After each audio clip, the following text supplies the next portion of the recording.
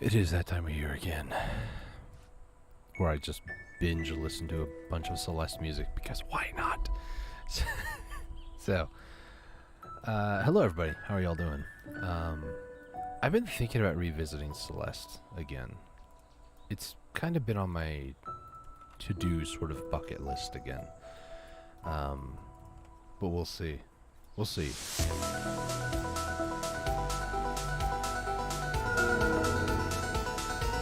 And 2 seconds. Should be that one.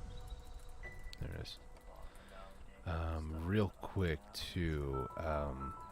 This is more of like a me just kind of doing other things in my spare time. I'm gonna wait for it to load. But it's Black Desert related. Let me put it like that. It's not Black Desert online, but mobile. I've been playing it again a little bit here and there, because it's that time of the year where I actually started to actually enjoy Black Desert mobile. I just don't play it on my phone because, well, A, my battery life is still relatively good on it. It's still relatively good phone. I guess new, quote unquote. But I have it on BlueStacks. Also, the music thing's a little messed up on here.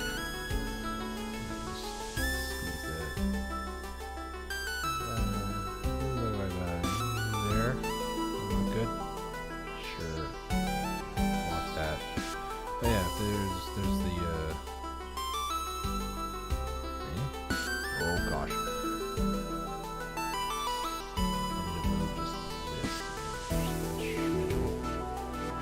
Good enough? I think so. I just checked the rotation. Nobody looks like they're over here, but back to mobile for a second. Black Desert Mobile is just one of those games that I just kind of play every once in a while. And not gonna hang on a second. I don't know if it shows my account information, like, you know, the email I use and stuff. So I want to hide it for just a split second. Give me 2 seconds. As far as Black Desert Online goes, these are the pets I'm gonna be using. I don't really need the pack leader thing, but it's just mainly for a flex. 5%, 5%, 5%, 5%, 5% plus another 6, so this is going to be 31% on just gathering alone. Gathering plus 25 plus a life skill of 6. I just popped a Villa Turning Gates one, which is 10%. I have a few roast things here that are like 30%. I could use those. The extra item drop rate 10% is just meh to me. We could use a couple of books, although I'm running very low, so I don't want to use those. We are going to use this. Realistically, I think I could use this, though. And not worried about that, actually. Both of these don't really give anything crazy. The gathering item drop rate plus 10% is actually pretty nice. And we can also use this, which is another 30%. So we'll use this. As far as it is as well, I sneeze. Hang on a second, let me mute.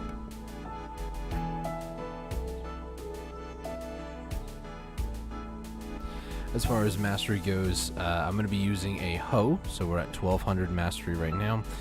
This is actually a tet. I actually smacked both of these. These were my last two at try. They're now both at tet, so I now have 4 tet and 2 pen life skill stuff. So I might start working on some of these once I get like a 120 stack, start getting some extra prawns. I'll start smacking them, why not? I think that is buffs. I could also do this, which is another 10% item drop rate and also 50% life EXP. I'm not going to worry about it though. And before we do any of this though, I do want to attempt maybe one of these. Do I have a fail stack that's like an 80 or a 90? I don't see any. What about over here? 15, 40. Do I have one of my seasoned character maybe? If I have like an 80 over here, I will... 60. Technically, I can get kind of close with that. Give me 2 seconds, actually. Volk. Let's see. These are all in numerical order. I have a plus 60. 8 of them. That's the highest that I got. How much season goods do I have? The agenda today, before I get completely sidetracked, is I am going to be doing some gathering for the next like 2 hours. So I'm gonna do like 2 solid hours of gathering tonight. So we're gonna do what's known as the power leveling rotation near Bear. It's a bunch of wild herbs.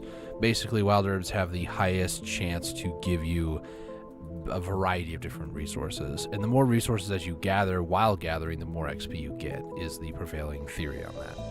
So that being said, that's what we're gonna do.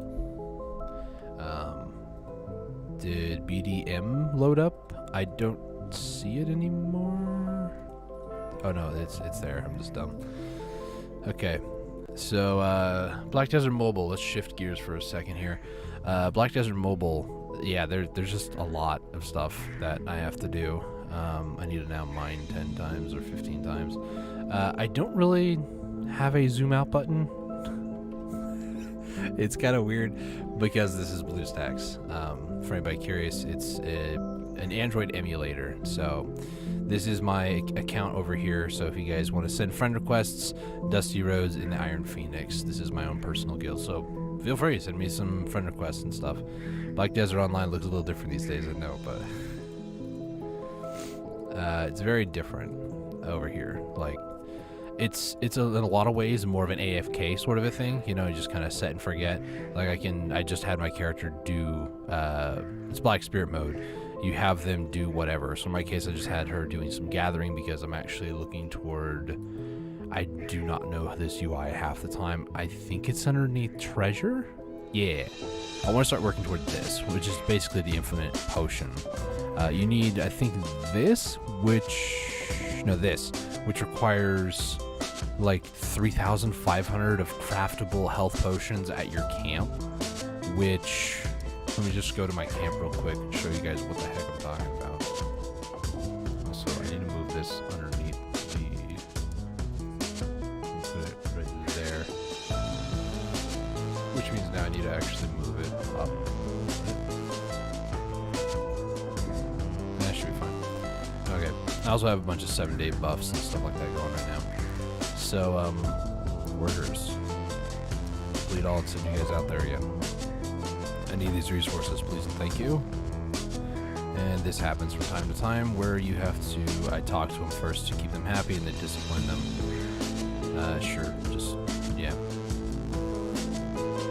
Discipline. Get back out there, you lazy worker. Thank you. So, yeah, if you guys want some more videos on Black Desert Mobile, let me know, because that's kind of my project right now, is this refinery, which is why all those workers are working, but we're going to get there eventually. It's not craft the blackstones. I need to go to...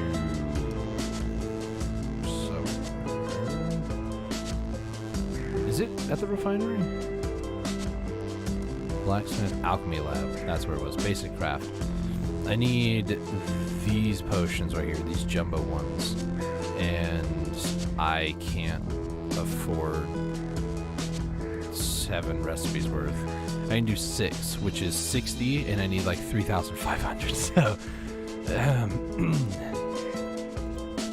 those items, by the way, these items here, Breath of Life is obtained through logging, forging, and mining, and this is obtained through the same thing, logging, forging, and mining. So this is where I'm at, and the only way you can trade them is one for the other, unfortunately. So if I wanted some Breath of Life, I have to trade Breath of Creation.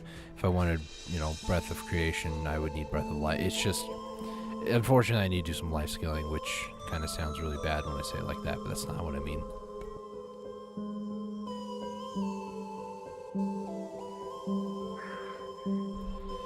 So, yeah, they also have a couple of races that I'm not going to worry about right now. They have world bosses, like, all the time, except for now, ironically enough. Let's go over to Laura here real quick. I'm going to sell junk. And then I need to... I gotta sell some of these potions that I don't need. Like, I don't need these ones anymore, so we'll just do max sell. And I think that's... I need to save this one. I can't use this one. Let me just try to put that one away, because I don't... If I can purchase it, it'd be great, but you have to craft them, unfortunately. Go ahead and store that. over in there because I don't need to use it. I have all this stuff, and I don't know what half of this crap does. I'm gonna be honest with you guys. It's so much. It's so different on Black Desert Mobile. It's ridiculous.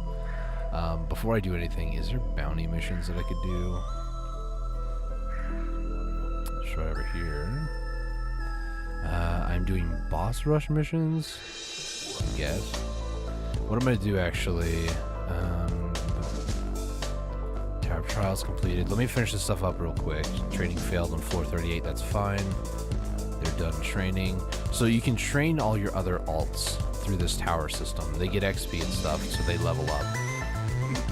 It might look a little crazy. You guys can't see on the bottom left. My character is currently level 75. You can see right here. In Black Desert Mobile, level is very different. And a lot of characters you can get above the level requirements. Like 66 is like the highest as far as I'm concerned in Black Desert Online. But you can get characters way higher. I've seen people like in the hundreds. I don't know where the... Is it underneath rank? I think it is. Should be family? This, I believe, is like max like combat potential or combat power, 404,000. I think I'm like 17,000? 13,000. I don't know if you guys can see it because it's bottom left. There it is. 13,000. That's what mine is. Somebody's at 400,000. Like, what? You know? So, obviously I'm not going to be the very best, but it's just a little thing I do every once in a while. And you can also do, like, you can auto quest, which is nice. But what I'm going to do for now is... Nope, stop. I'm going to go to world map. I'm just going to set my character up to do a little bit of AFK grinding. So I'm going to grind for knowledge. Yeah. Also, you can send a character to specifically go get knowledge. So I'm going to go over to Eastern Gateway. It's where I've been going recently. I'm going to hit this. This will take my character to Eastern Gateway, that specific area. And then also go into the Haddam Realm, which I have tons of these items. I need to double check some other notifications stuff, make sure that I have everything. Yeah. Just free accessories you can get every day, which I'll be honest, I don't really need them, but I'm grabbing them as well. Let's see what else here. It's tasks, plant stuff, that's great. Adventure Fame recommendation. If you wanted to use my code, pause, I guess, it just went away. Characters or classes are very different named, and Kuno doesn't have an awakening form, unfortunately. And all I can say is, why not? You guys have Corsair, you guys have Nova, you guys have Tricandia, the new one, like no awake Kuno. It's kind of sad. I don't know why. So we're just gonna let my character just sit here and just kind of auto kill things. So Black Spirit mode, I'm going to, I think it's auto hunt. I don't remember what it is.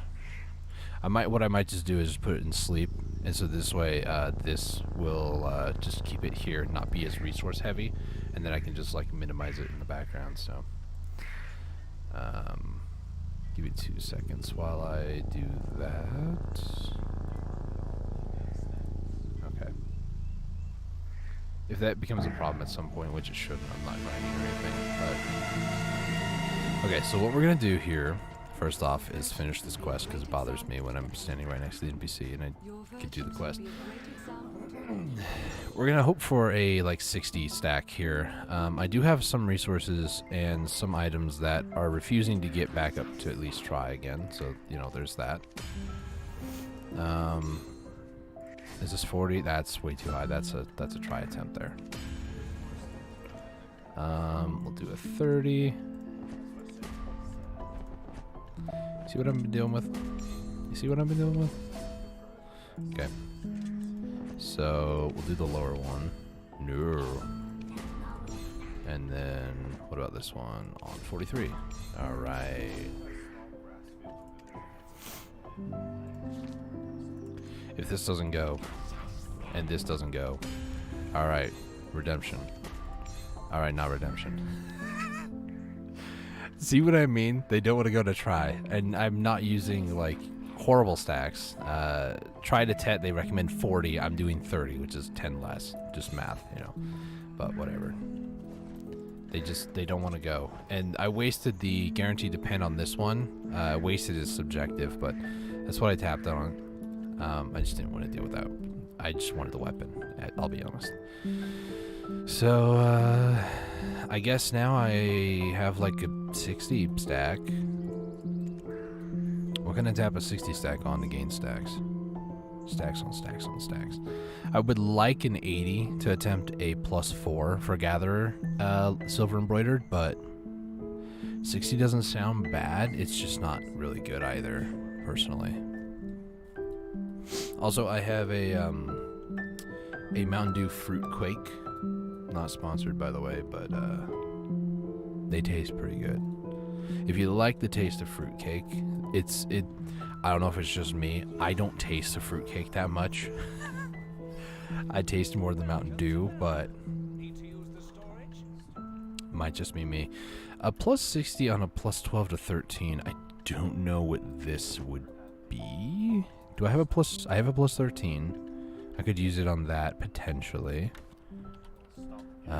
The whole point of this is hoping to get a higher stack. It's 28. What are you? You are 20%. If it doesn't work, then I'm out of +60 stack. I don't really like those odds personally, but does it only go up by like 1? Let me test it with like a 48 on this. So we're at 48. What does this go to when I guess I'll never know. 51?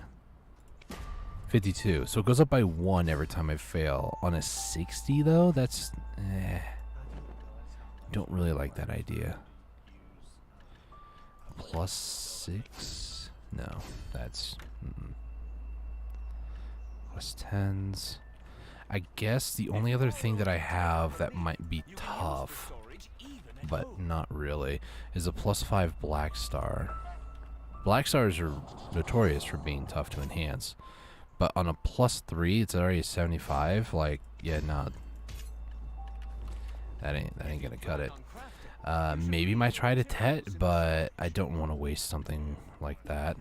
Although it would definitely go up, you know. It's just, some people will say this is a waste, and I'm okay with that. Actually, if I can get that duo, or that pry to a duo, the Black Star short sword, yeah. Just go ahead and do this. I'll burn some Artisan's memory on it, it's fine.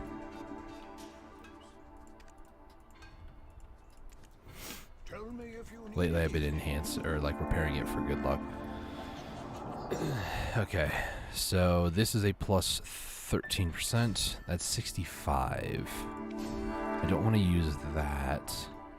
Maybe I want to use a +20. It's a 35. It's more reasonable, but still nothing insane. Please just work. +60. It's a 23%. Or do I just full YOLO 52 on this? We'll do it this way. Had a feeling. This is 3. Okay.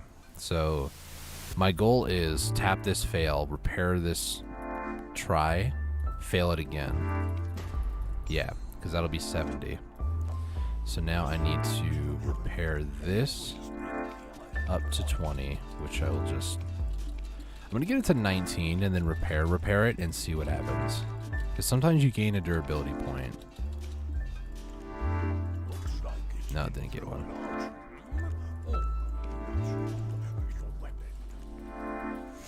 Okay, so this needs to fail, as weird as that sounds. I just need it to fail. Thank you. So now I have an 80, because I can add Volkscry this. Do I have any more in storage? I sure do. This is such a weird way to get an 80 stack, but much as I hate it, I love it. Okay. So I'm gonna do just, nope, 10. Here we go. So that's 80. So then now I need a 20 and 40 for, oops. I instinctively clicked on the 20. I was trying to go for the 40. I need like a 18 and a 40, 44-ish to hit a +3.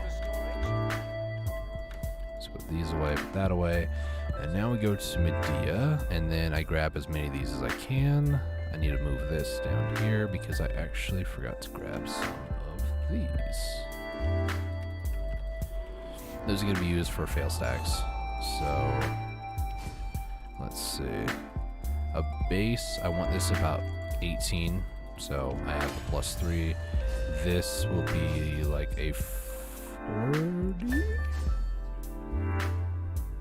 +2, +3, +4. Okay. So this needs to be +15. If we don't get one today, that's fine, but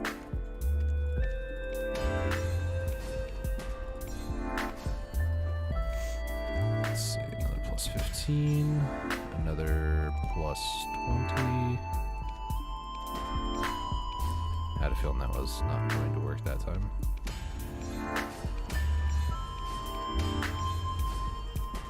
Oh, that was close.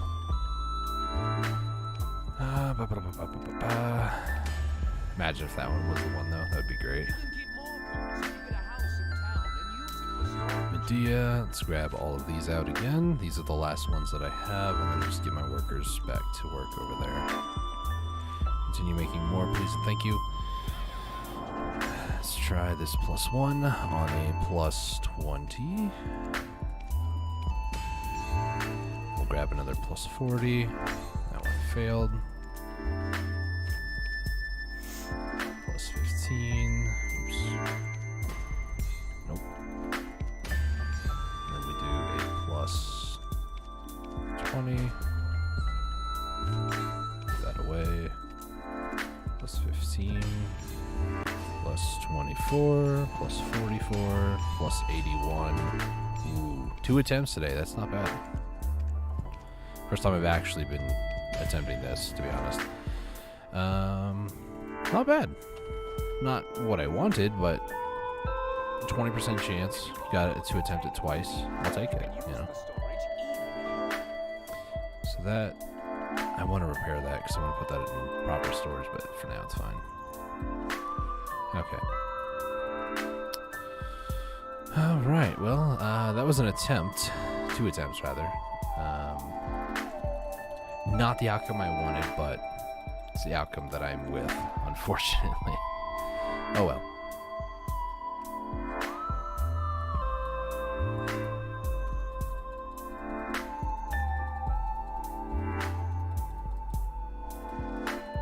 Okay. Bosses that are coming up are 2 hours, 43 minutes from now, which is Kazarka and Nuver, both of which are going to be a little bit after when the stream would be ending, so I don't think we're going to go to them.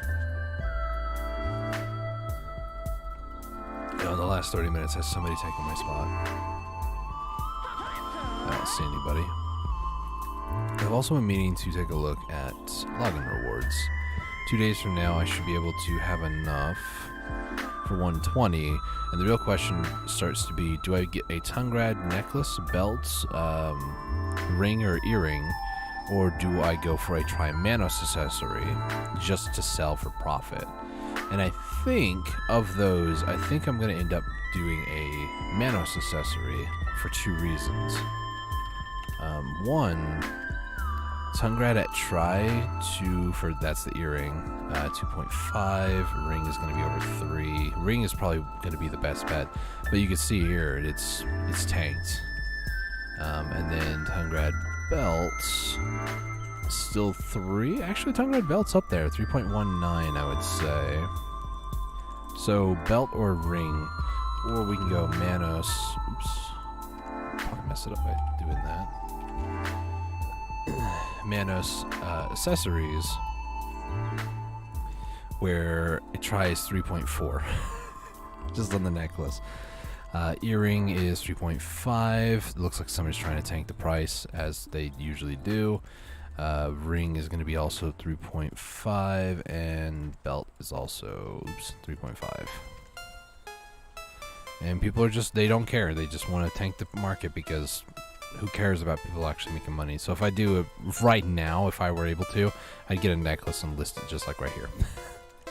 I'm not going to tank the price, guys. All right? I do want mine to sell first, though. I know why. I know that's why people do it. I hate the reason why people do it, though. Okay, so we're on hoe gathering. That's nice. I don't think there's anything else. No other introductions. No, nothing else. I just wanted to attempt those taps live and then kind of get into it. I do have a value pack of 1 day if I wanted to. I'm not going to do that, though. How many perfumes? 24 and 8 inverter draughts. We're going to run my slow and steady burning alchemy stuff, which was just the verter and perfume, and then seafood cron. I'm gonna double check everything else. I think all these are skill. Oh, there's a life one.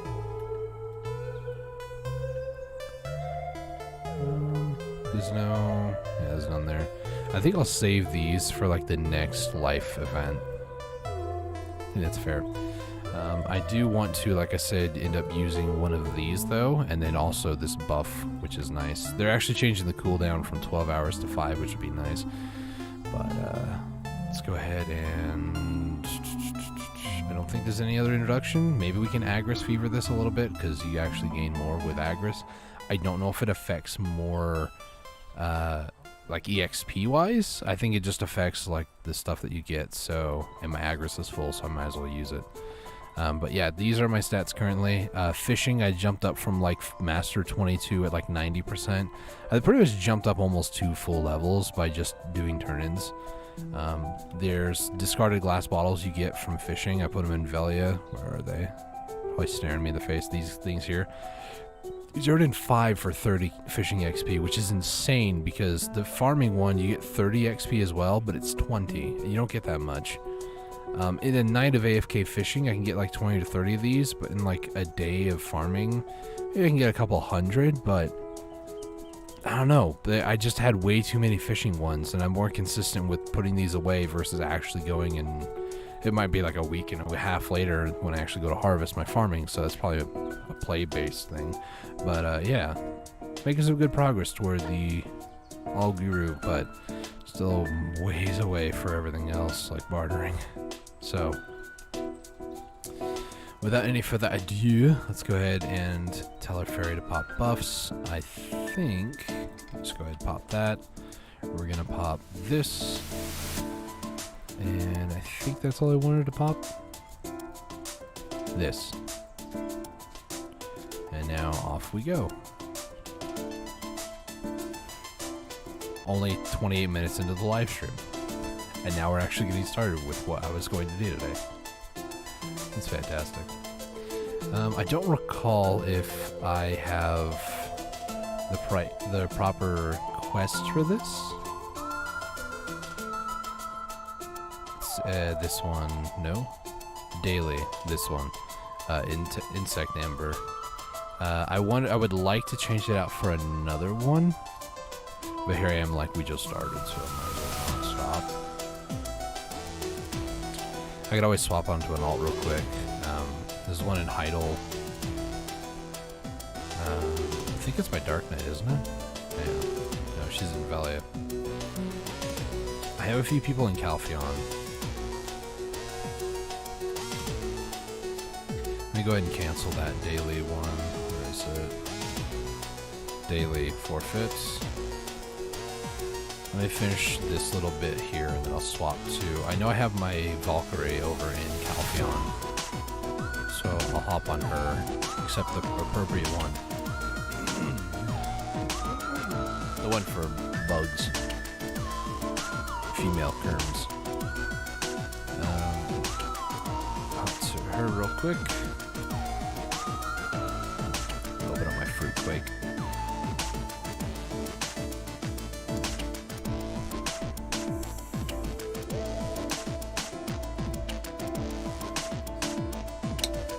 Try not to make that noise.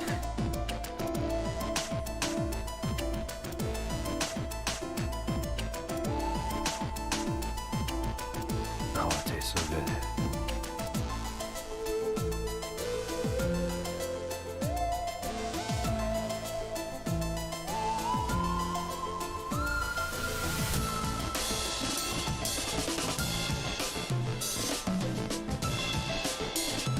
Sorry, I went back to Lactose or mobile for a second. Okay. So Leanna is up over this way.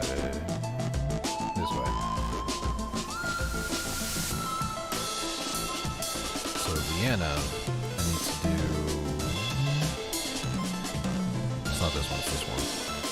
Gathering. Is it this one? Yes. My voice just died there. We must get more of those. This is a character I've also started doing some cooking on, Master 7. My goal was to have my main character tagged, so then I can have just this character I hop onto for like 5 minutes, self-cooking boxes, and call it a day. you know, when you want to finish a sentence, but you don't do yourself any favors. Gotta breathe before you do a long sentence like that.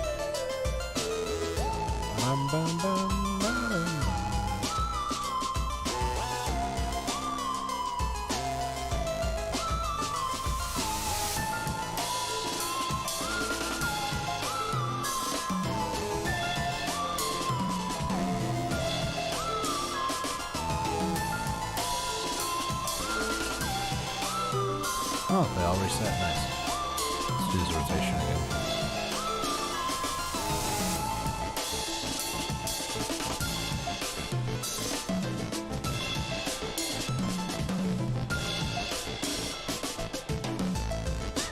Ooh, hard. So basically how gathering works is the more things that you gather, when you hit gather, it gives you a bunch of items here. The more items that appear and the more number of items, the higher XP you get. And also things like hards and sharps, they also increase how much you get. Ancient Spirit Dust is another, pretty much a higher rarity, like even a few month terms there. Did I just get 3 off that one? No, I just got 1, but for some reason that counted toward the... Did I not get a single female Kerms, and in the moment that I go accept the quest, I just got 3, like in less than a minute? Because if so, that's incredible timing. It's amazing. Oops.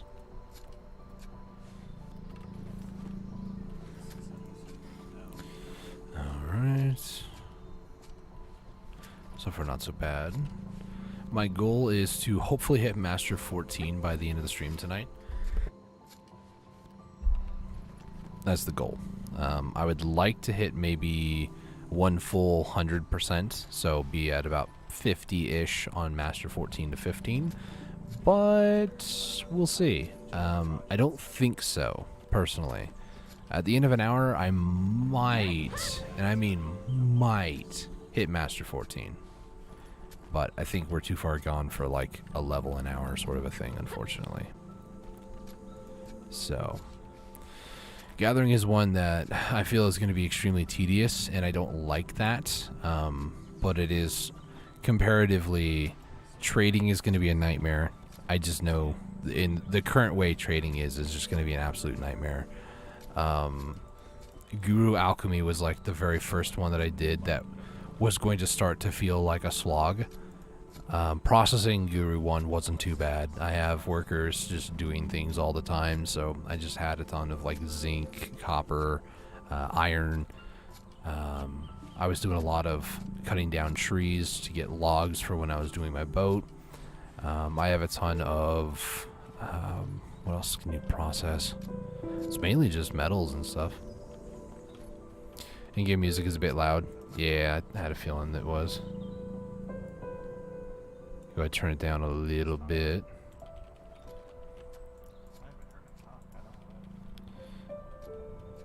I'm not talking too loud either. I'm trying to be a bit sparing on my voice tonight. Trying to think. So processing was just processing. I mean, just there's not much really to it. You set your character to do things, and then just you kind of do other games or other things. Set yourself up to process. If you don't use a processing stone, you can even keep your character going for a couple of hours. With the processing stone, for me, it was like every maybe 10-15 minutes I'd have to check on her again, because she would hit her inventory weight capacity, and I had to just put the finished product away, get some more started. And having the Venesil outfit, the maid outfit, being able to access your storage without standing next to a storage keeper and then accessing your storage to then process your goods is a lot better than putting the goods on you and then processing what you can, because it's more of a headache to have to deal with it. So those are one of the so-called pay-to-win options that I did have access to, that if I didn't have, I could see taking about as much time as alchemy, because I didn't have the pay-to-win outfit for that. I kind of want to, just for aesthetic, but eventually I'm gonna have to start working my way up to Guru 50.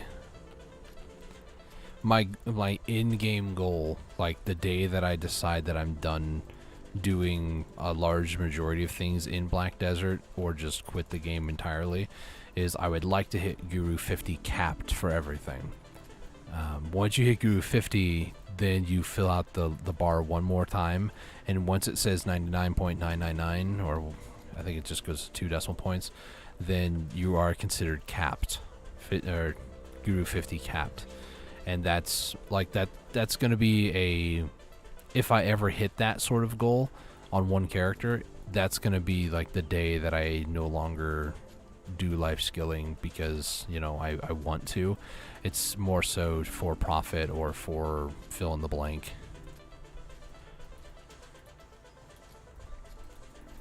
But that's still a very far a ways into the future, and I'm not all too concerned about that, because my passion and desire to play the game might burn out long before that ever is a reality, unfortunately.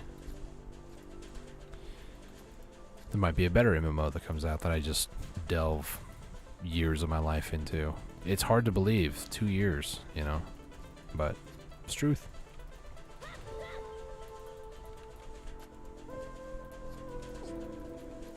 Okay, we're gonna get that one, get this one. So I will go ahead and throw this out there. If anybody watching this live, if you have any questions about alchemy or questions about Black Desert in general, I'm more than happy to answer those questions. I've been playing, like I said, for about 2 years now, practically every day, maybe for like 5 minutes at the very least. A lot of days, though, it's a lot more than just 5 minutes. So I'll play for a couple hours here and there, or on those like binge nights where it's like the weekend, I don't really have much responsibilities the following day, or even times that I do have responsibilities, I will actually play the game for 5-6 hours. Try my best to stay hydrated, that sort of thing. Basic human functions, But yeah, I'm a great resource to ask questions about the game, things that gear-wise, what you might want to prioritize, or maybe life skilling stuff that you would want to prioritize, contribution that you should invest into very specific places. I consider myself a jack of all trades, not really specialized in one way, because I hate the idea of being specialized. I consider it more of like a one-trick pony, like this is all that I'm capable of, so to say. I prefer to say, no, I've been to most places in the game. I've done a large majority of the content that is available in the game, and there are times where you want somebody who has a bit of knowledge about a lot of different places versus somebody who barely understands, or somebody who might have too much knowledge about one specific thing but not about the very specific thing that you're talking about. Like somebody who does nothing but grinding, they're never gonna have that much head knowledge when it comes to life skilling unless they watch other people. If their entire time playing the game was about getting better gear and grinding better places, making more money, then they're they're very much one mentality. They don't have a broad understanding of things. And I never like to, in my opinion, it feels like you put yourself in a box. You tend to say this little part right here, this is all that I know. All this other stuff I don't care about. This is what I know. And I don't like that. I've never been one to like say this is all that I want to know about. No, I want to absorb and delve deep into the insanity that is. No, excuse me. The insanity that is power level into Guru 1. The insanity that was getting to cooking. I remember the day that I decided I was going to do that cooking push to Guru 1. The day I woke up, the day that I decided I can hit Guru 1 today. Like, that was a very invigorating and very, like, cathartic thing to see that I hit Guru 1, you know. And then there were other times where I woke up and said, you know, for instance, like, today's going to be the day that I enhance this one weapon or this one thing, and it never happened. And that can be more soul-crushing than saying, I'm going to hit a certain milestone today and failing that. Because at least a milestone, to a certain degree, you can blame yourself for something that is, quite frankly, random chance. I don't like that. I've never liked random chance in games, but it's honestly one of the things that I really dislike in this game, and I wish that it was very different. How much more different can they make it without making it too easy or too rough? Obviously, the system is pretty rough. Fallen God at a plus 10 fail stack has the same probability as like a plus 300 something stack. It's just the way it is.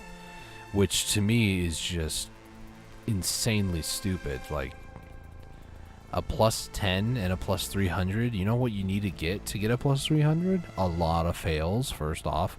But that's a lot of, like, Pen Blackstar. It's a ton of, like, Pen accessory fails. Like, it's a lot.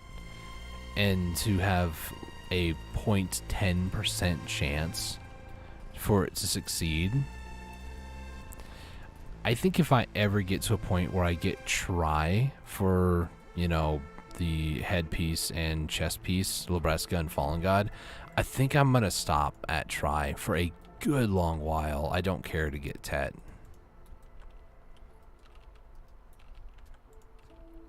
That being said, the new gloves coming out are also going to help with supplementing that as well, because once you hit that to a plus 2, then you are basically C20 on 3 different gears.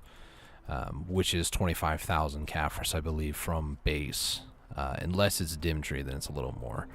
But 25,000, that's a huge ask to get 25,000 Caphras. Yeah, no. Nah. Nah. Okay. Got 2 more hards. Very nice. We're up to 57%. I think by the end of these 2 hours, I'll be happy if we can hit Master 14. Because the rate things are going, it's not going to go too well, I don't think, unfortunately. The only thing that I could... sorry. The only couple things that I could add are one of those 50% scrolls, getting one of the Secret Book of Lives. There's like a 20% guild buff that you can use as well. There's a few other things, a few other buffs that we can get. And realistically, I don't need to be collecting like any of these goods that I'm actually collecting. So the way it works is that this is calculated the minute this pops up. So I could just hit this or just walk away. I don't have to actually collect it. But if I'm going to be collecting these things, I might as well hold on to them, hoard them, because there might come a day where I need like 500,000 Fireflake. Like, I'm not even kidding when I say that. These away. 1, 2, 3. This is going to mess up Calpheon storage, isn't it? Yep, it is. Okay. We're going to put these over into Grana. So Fireflake and Sunrise Herb go over into Grana. And then also these, right? Wild Grass? Yeah. Okay, I need to remember that. Where are the Grana ones? Grana ones are here, and then I need to separate them by the fruit. So these ones are Grana. This one is not. So Grana boys. There's a shy over there. They might be like server hopping, trying to find this spot. And they're gone. It's not uncommon to find a bunch of shies around this area, just like, oop, fairy wasn't on there for a second. Good thing I caught it now, instead of like 5-10 minutes later. It's not uncommon to find a bunch of shies in this area, just gathering. Mainly because I think her passives that help her get more life XP, at least, I don't really know. Do shies actually get an increase to life XP gain? I know they have like base, their gathering and alchemy is professional 1, but I don't know if they get like a flat like life XP bonus, like an extra 10% more than other classes or something. I wouldn't be surprised. Because a lot of people will actually use shies for gathering and all their life skill stuff. There are many reasons why I don't like shies. One is that I created a shy class and I was like, ew, I am low to the ground. I hate this. They're too short. No offense to any shy mains out there. I mean, if you enjoy the class, you enjoy the class, but they feel way too short to me. So, no. 2 is I hate how loud they are. It's just nothing but whoo. It's annoying. So the class is small and it's annoying, and that's 2 strikes too many for me. I can't. Go complain on Reddit. You might attract more attention to my channel, and that's fine. Shy haters unite. Strike number 3 actually is that it's too what I consider mainstream. Too many people enjoy the class. Too many people. It's too popular. I don't like it.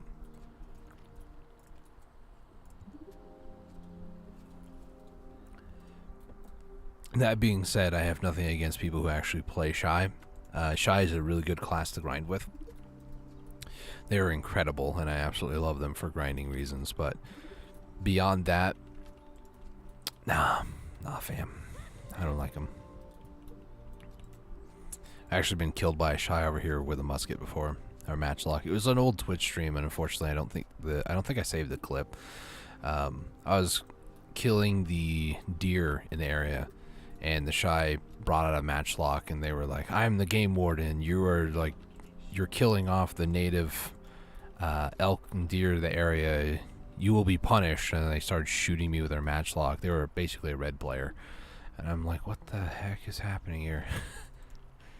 It was probably the weirdest PvP encounter I've ever had, but it was also the funniest. Like, it was very new to PvP in Black Desert, but it was just like, I couldn't help but laugh after everything was done. I like server hopped, and then I was just like reminiscing on what just happened, and it was just the funniest thing in the world.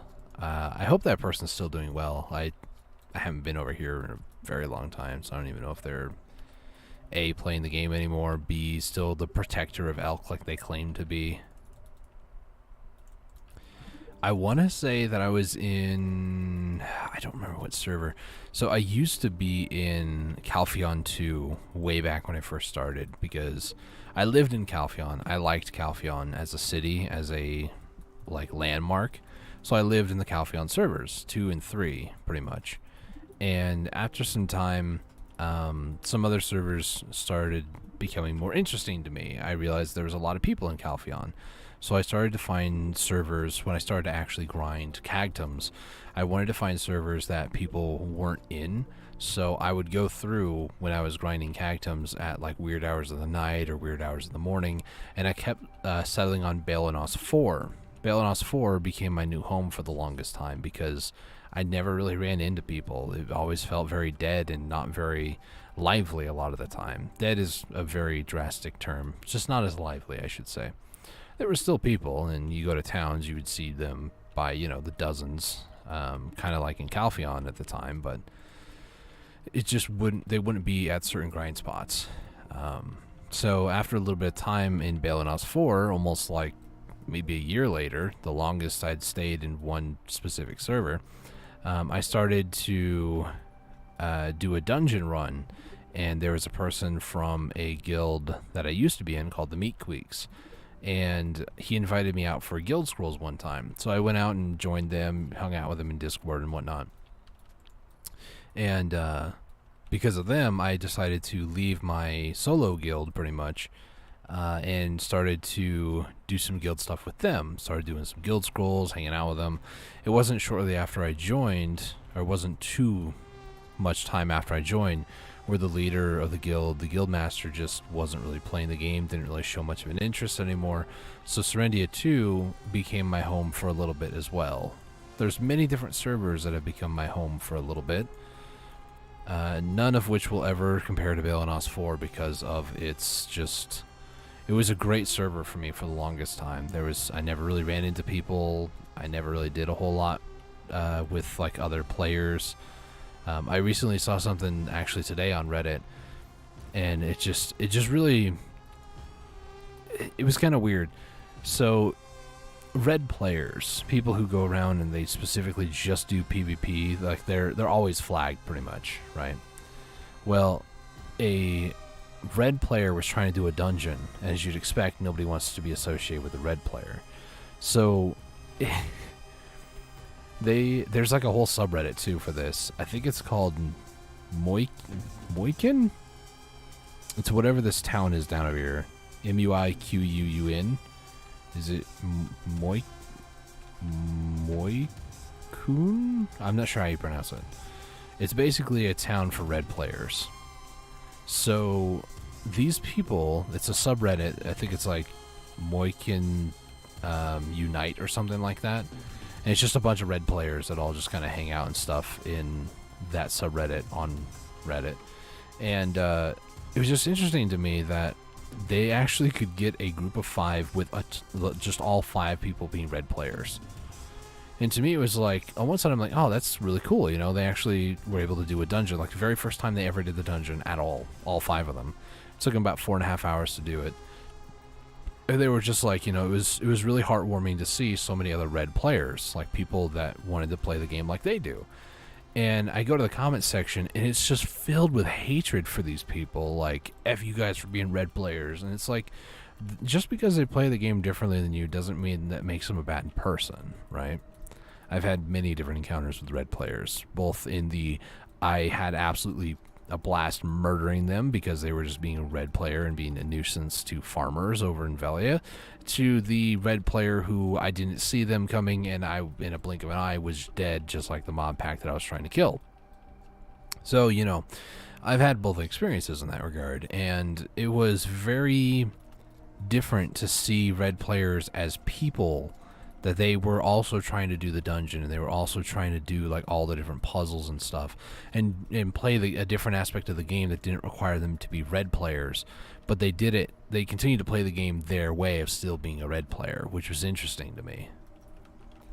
That sort of like psychological stuff always gets my brain moving a little bit, like, ooh. So the next time, my point with all this, the next time you ever think to yourself that you can't find other people to play with on this game, either as a group content, duo content, just remember the group of 5 perma-reds who did the dungeon, and it took them 4.5 hours. Remember them, because there are people out there who are willing to play the game with you, regardless of your class choice, regardless of your play style, regardless of if you're going to be a good player or not.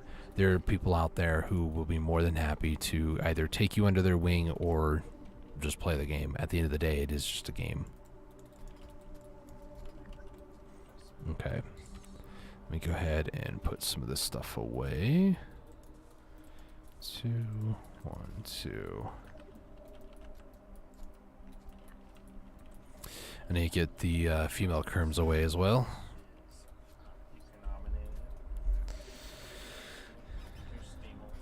Might need to take a pit stop after the first hour, like a slight break, run up to Calpheon or something, and put the kerms away. Or I can just go to a trade manager nearby.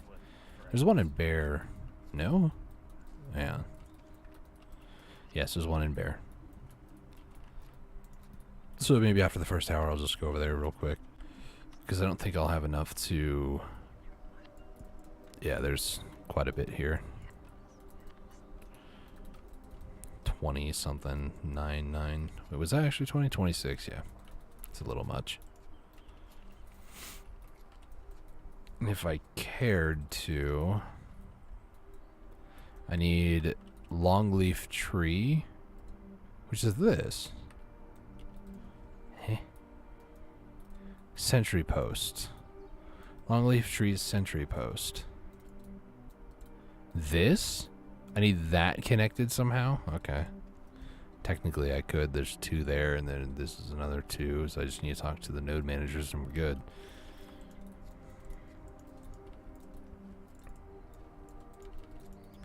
For some reason I have to click and hold now to move. Usually you can just like click and your character will go to that spot. Like if I just do that, she should go, but for some reason she's not. It's weird.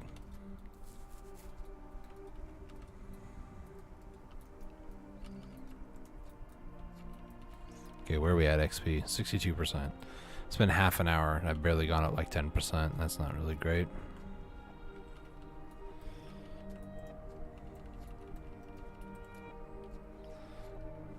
Okay, is there any more that I could put away? Not really. Okay, let me head over to my horse real quick. The horse is further, it's fine. Becky's in the safe zone, and that's probably for the better. So let me just put these away. I can't put that one away. Can I put this away? Yes, I can. As majority of the weight is those, which I wish. Okay, so Pearl Abyss, if you're watching, I don't know if you guys are. It seems to be whenever I want something done, it's like within the next week or two, the next month. It's like you guys are watching my videos or my streams, and I don't know if you guys are actually watching.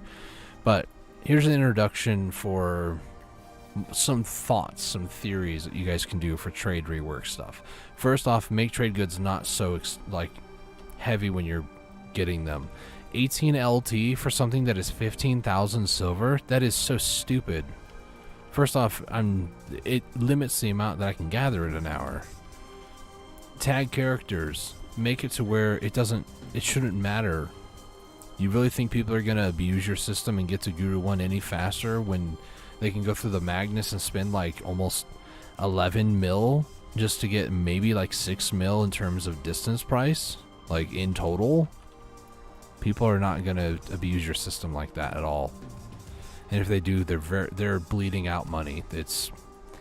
And who cares if they do? Like, what's the problem with them doing that? Just hitting Guru 50 and then just stop playing the game? Like, there are going to be other people that want to do it too. Like, people will still be playing your game. Like, there's no outfit for trading XP. There's no, like, real problem behind that as far as I'm concerned. I understand that it's a very outdated system and needs to be modernized, much like a lot of other things in the game that I'm not going to get into detail on, some of the changes that I wish you could make. But trading system, people are not going to abuse it. They really aren't. And if they do, they're hemorrhaging millions, billions of silver doing so. At the current rate of money that you get for distance bonus, the item itself, and using the well, the time spent using the well, people are not going to be making money. They really will not be making money. And if you believe that, that is terrible. If you truly believe that's the case. The other thing that really irks me is when I'm tagged and then I go fishing or even gathering, I have to delete the item, especially if I'm gathering. I have to delete the trade item, and I can't turn it in for trade XP. I have to delete it or untag. Why? I understand that tagging system came out long after the actual trade stuff was going on, but it should not be... You should not be allowed to gather the item. is what I would say. If you want to be that much of a stickler, make it appear, but then the game would be like, oh, an error has occurred, and just you can't pick up the item. There have been several times in this game where the only error message I got was an error has occurred, and it doesn't give me any like further explanation as to why or what is causing the error. So that wouldn't be too far off if you would just say an error has occurred or please try again later. Because those are two phrases that appear so often. Even when grinding, I'll still get them every once in a while. Please try again later. It's like, well, that's on cooldown. Revamp trade to a point where it actually is fun to do. Revamp it to where it is actually semi-profitable. If you're afraid that people are going to abuse it, people are going to abuse it no matter what. You look at Hex Sanctuary, you look at places like Trolls, you look at other places where people are able to grind and make $1 billion an hour. Make it to where you can make like 500 mil an hour or something like that. Because in all reality, life skilling, hunting wise, you can get over $1 bill an hour as well. Like it's not hard to do. It's tedious, just like grinding is, but it's possible. Make trade that as well. Bartering is another one that you can get about $1 bill in a day just from doing bartering. It takes a lot longer than combat, and if you don't want people making $1 bill in an hour, then change the way that the marketplace price on Crystallized Despair, cap them at 30 mil instead of 60. Like, if you're that concerned about it, make changes to the marketplace to where people can't make that amount of money, because the only reason people are making money at Hex as much as they are is because Crystallized Despair. It's not from trash loot. You get a good Despair hour, or maybe even a Disto at this point, you're making buku bucks over there right now. So I don't really understand what the issue is with the trade system. Why it has to be, like, why it feels like, A, it's been neglected for years, because it has, and B, why any sort of change people claim is just going to absolutely make the game completely unplayable, and that's all people are going to be doing. That's not all people are going to be doing. There are going to be people who are going to be PvP who want to destroy those trade wagons. Like, it actually will give red players more content when you really think about it, provided that it's on, you know, people who are not below level 49. But a lot of people will be below level 49 for obvious reasons. Oh my gosh, the tapping distos. Neo, why? So, I don't know. Rant over, though. Fix trade, please. I would love to get into trading more. And everybody I talk to is like, it's terrible. And I'm like, I'm literally Master 5. Like, they're complaining, it's so hard to get to Artisan. And I'm like, I'm literally Master 5. Like, that took me like a week. Like, once you get to Master, things kind of open up, but things remain extremely tedious.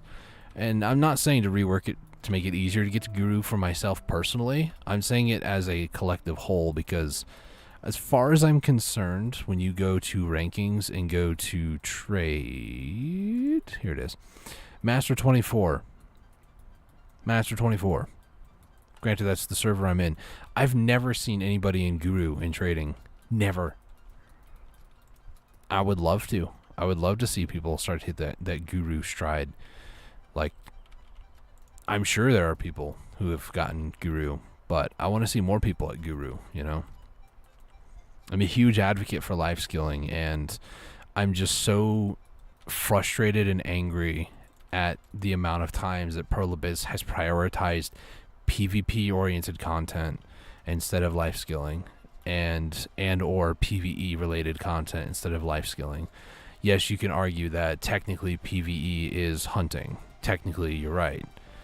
Butchering, skinning, fluid collecting, as long as it's an animal, technically it is PvE. I'll give you that. The problem with that statement, though, is that for me to equip like a matchlock and butcher knife, go kill wolves, I'm not going to make as much money as if I were to equip my main combat gear and go to Jade for like 10 minutes. It's just not possible.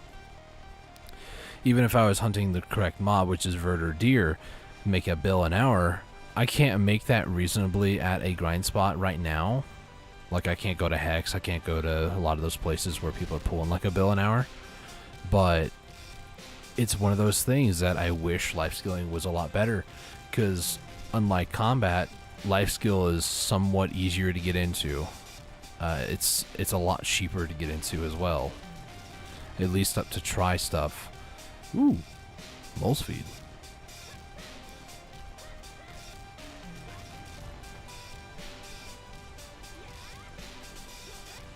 There's Black Spirit's Rage. I should lock that for other players. Just go ahead and feed this guy. There we go. I don't know how I got blush leaves and moles appearing from gathering, unless that's part of the event. I thought it was just with farming.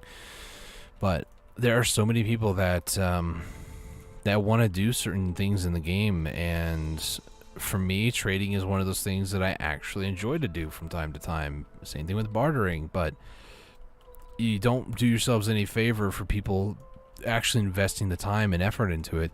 And if I need to start hitting, you know, certain master breakpoints, if I need to get up to like Guru 1 trade, just so I can stand on a pedestal and then scream at Pearl Abyss, hey, fix the system to make it easier for others.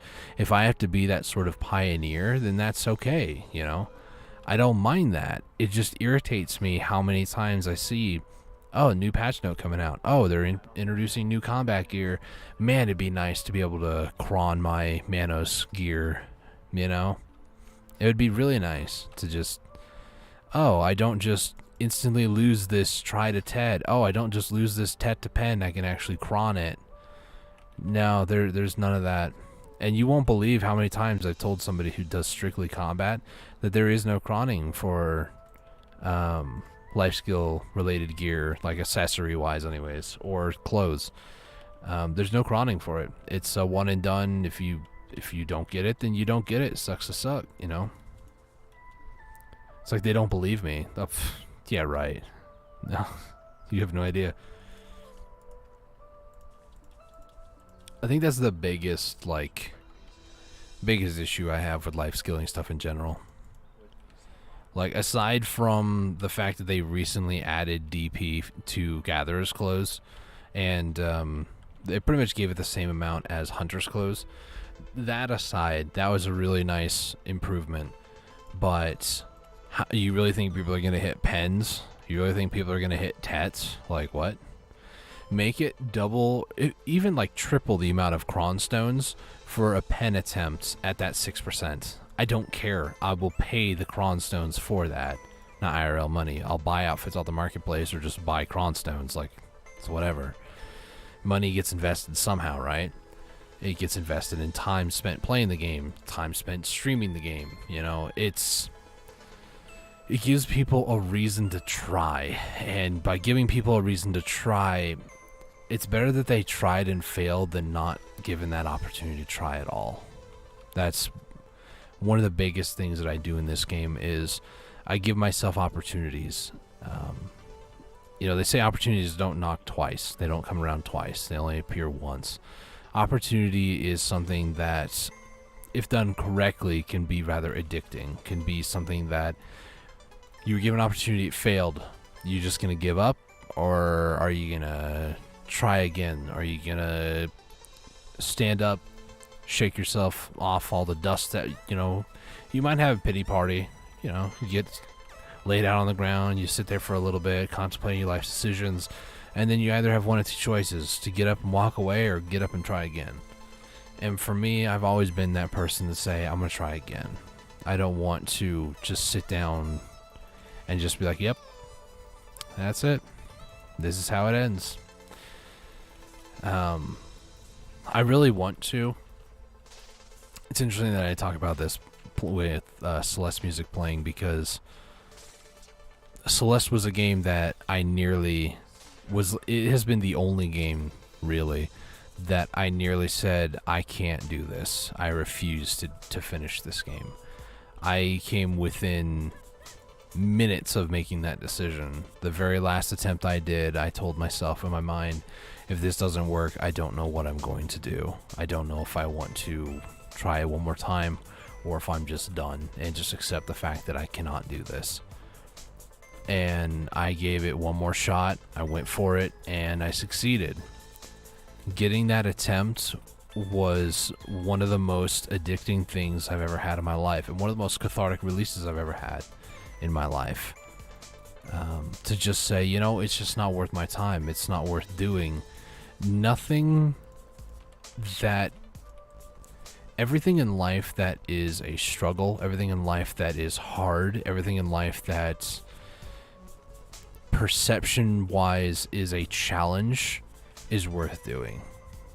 I'll be 100% honest with you guys. Every time that I've had something come up in my life where it's been rough or it seems just insurmountable, that victory is very slim margin, I've taken those shots, I've taken those opportunities, and yes, they've made me the person I am today, and yes, it sounds very cliche, but it truly has given me something that I don't think I ever would have learned, and that is learning when to take that opportunity, learning when an opportunity is knocking, when to say, now is the time, strike while the iron's hot, you know, fill in the blank with any sort of expression that you might have heard. Hey sir, how's it going, man? In case you're curious, by the way, we do have our lights on. For everybody else watching, we have Christmas lights. We decorate our house every year, and they're on, I think. Should be. If not, then we found out last night we can't run our washer and dryer at the same time because it trips the breaker. So, for the most part, we have just like a couple other little decoration stuff, but it is like almost done a lot of the lights outside, so.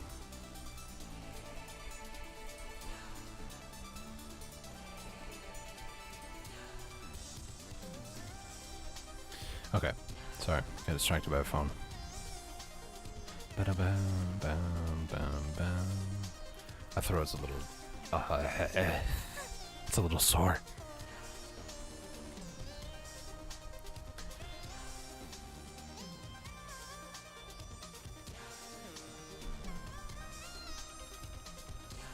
But to summarize my thoughts, leading with the whole, you know, rant and tangent about the way that some mechanics are in this game, those sort of mechanics are found in a lot of different modern games. You know, you have random chance, random number generators. I mean, you play a game like, for instance, this is an example that works, but it's not entirely what I was going to go with. It's just for first thing that came to my mind.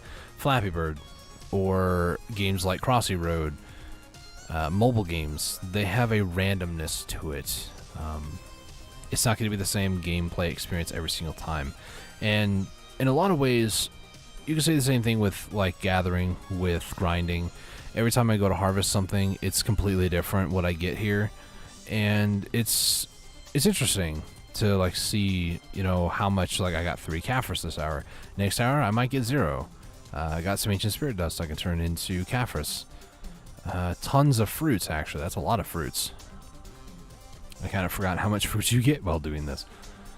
But every hour, every experience is going to be a little bit different, and that little bit of a difference is enough to where it can keep you going, it can keep you motivated. Hey, we're at 69, nice. We got 7 of these as well.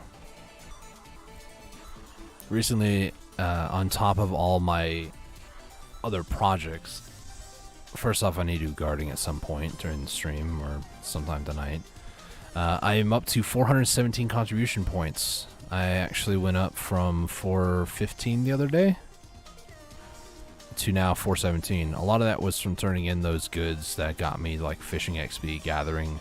I think I did the alchemy one as well. I think I went up like 20% from that. Did I turn the I think I turned in the cookie one just a couple days ago. But yeah, there's quite a bit that I turned in.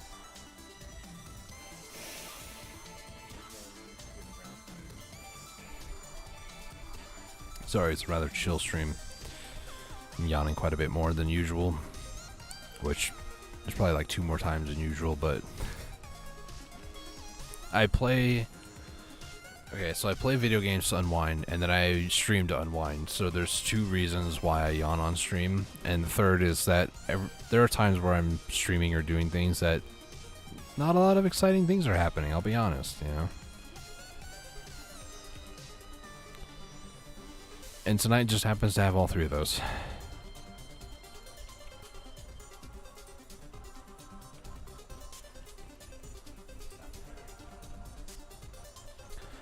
My neck is kind of sore too. I'll be honest too, the last week or so, my bedtime has been about an hour from now too. It's currently 6:23 p.m. I've been going to sleep at like 7:30ish most of the time. So I'm hoping that this like streaming more regularly again will kind of like force me to stay awake until my actual bedtime, like times I actually would go to sleep. So instead of getting up at like 4 o'clock, 5 o'clock in the morning, I'll actually start getting up at, you know, noon. No, I'm joking. On one side I joke, on the other side it's more like, oh man, it's so wrong. Typically I would get up like anywhere between like 8 to like 10. Back when I worked until 9:30 at night, I would get up at noon. Excuse me, sorry.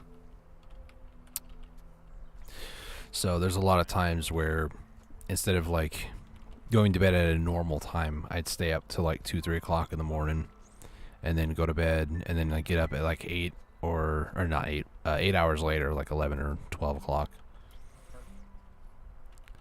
Also, I hope the stream looks a little bit clearer.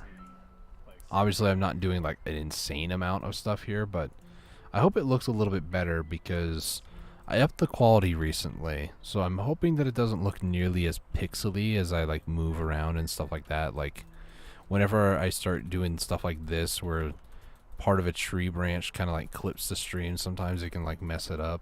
I'm doing this watching the stream now. It doesn't look like it's that bad. It kind of gets a little fuzzy, but not like it used to.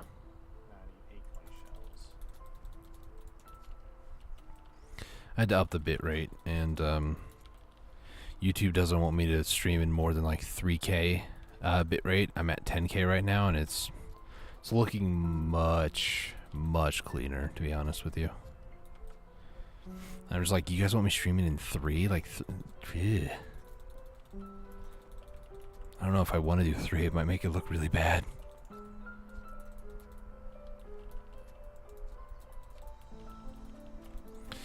Somebody is saying something in my guild chat about dandelion weapons. Oh, my hoe broke again. Hang on. It's already installed. Hang on.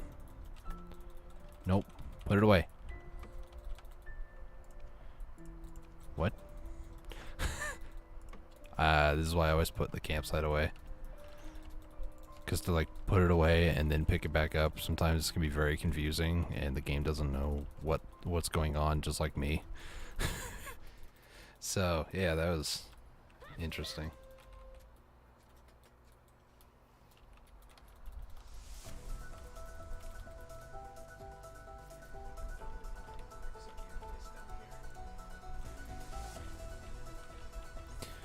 Dun, dun, dun, dun. Ready to climb a mountain?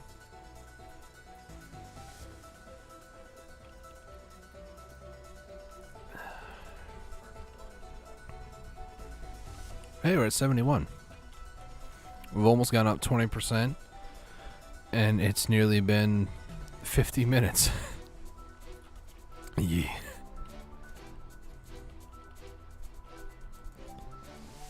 If I can find out roughly how much of a percent I can do this hour.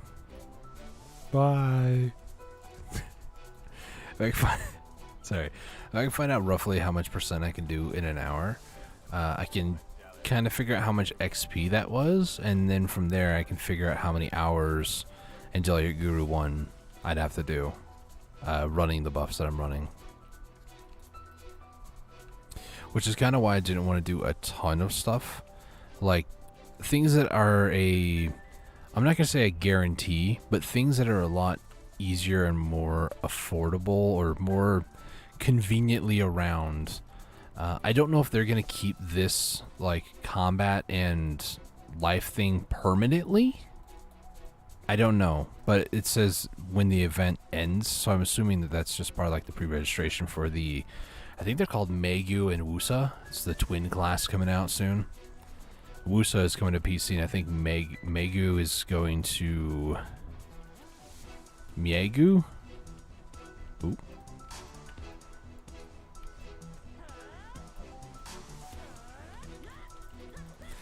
I think it's either M-A-E or M-E... M-E-A, M-A-E? G-U? I don't know, I'll be honest with you guys. But there's like a pre-registration event, and I did it. Hence why I have these. Let me... Okay, bye, Tricania. Give me a second here to actually find it.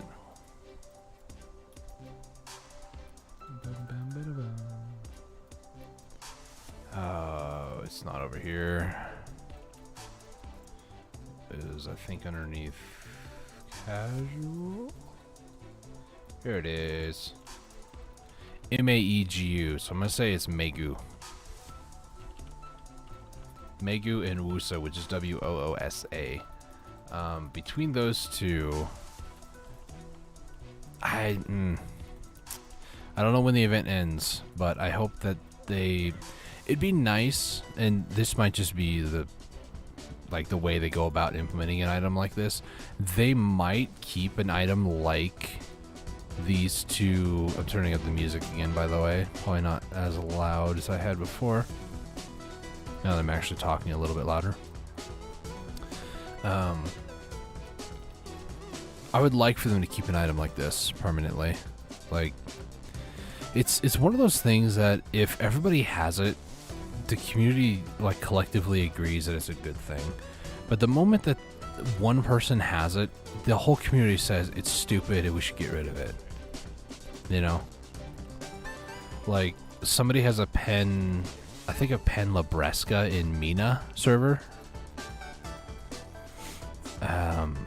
And people were just like up in arms, like, this is totally outrageous, this is totally not fair. It's like, it literally is 3 DP, guys. Like, you lose to somebody who has 3 extra DP, I really don't think the DP is the problem here. I think it might be a skill thing, but yeah, just saying.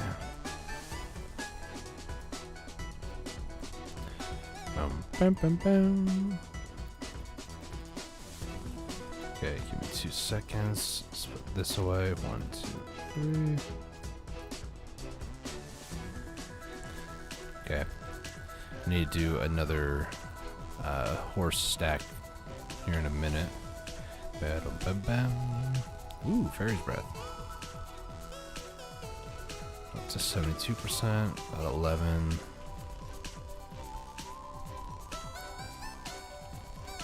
Is there one over there? I feel like there's 3 here, but then there's more over there somewhere. Am I just going crazy? I think I'm going crazy. Alright, that's good enough.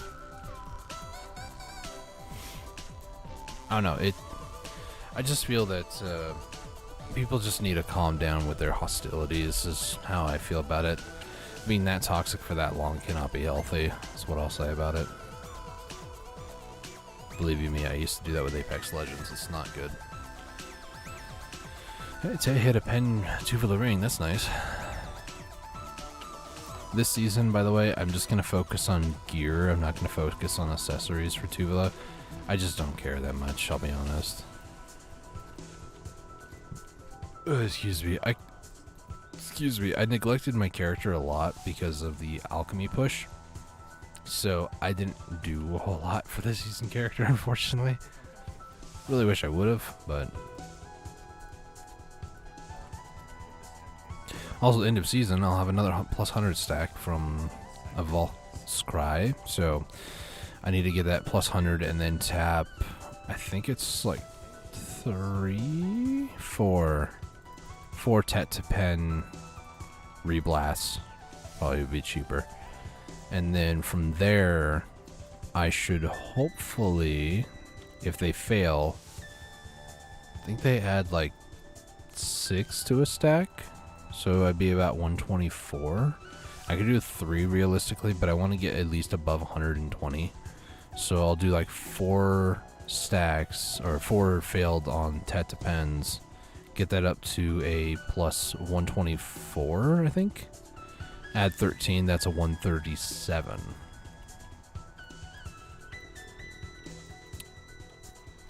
Or I could even do 3, actually, now that I think about it. Because I have a plus 3 base. So you add a plus 100, that's 103. Plus 3 Tet Depends would give me 121. And then I can add the plus 13 to that. But I might add like, we'll see. 120 is a stopping point for me though, from Tet to Pen reblasts. And then from there, that's like a boss grade. It could be like a pen life skill tool. Start tapping for Tet. Black stars, building the stack higher. Tapping 4, I think. Yeah, so you tap duo to try? No. Try to Tet black stars. Start tapping Tet black stars at 120 until you get to like 160. And then start tapping like 160 for pens until you get over like 200. Maybe like 230, 250, somewhere around there. And then you start using those for like pen grade accessories. I think that's what it is. Either that or that's the method that I know, and there's like a million other smaller differences you can make. Like, how do you get to like a plus 40? I've seen people get up to like a plus 30, and then, or if like instance, it sounds really dumb, but when you're enhancing accessories, you could do the first one, you know, like a plus 20, plus 7, I think it's plus 18 is the soft cap. And then from there, what you do is, if it goes duo, you do a plus 40. If it fails at a duo to try, you then slap another duo, getting it to 45, and that's your duo to try accessory attempt. It becomes 45. 44 is the soft cap for accessories, duo to try. Wait, what? Oh no, they were, okay. I was like, I keep seeing stuff pop up here, but I swear I didn't harvest them. The box for some reason wasn't showing up, or maybe I was just spamming at the exact frame that showed up on screen, I don't know.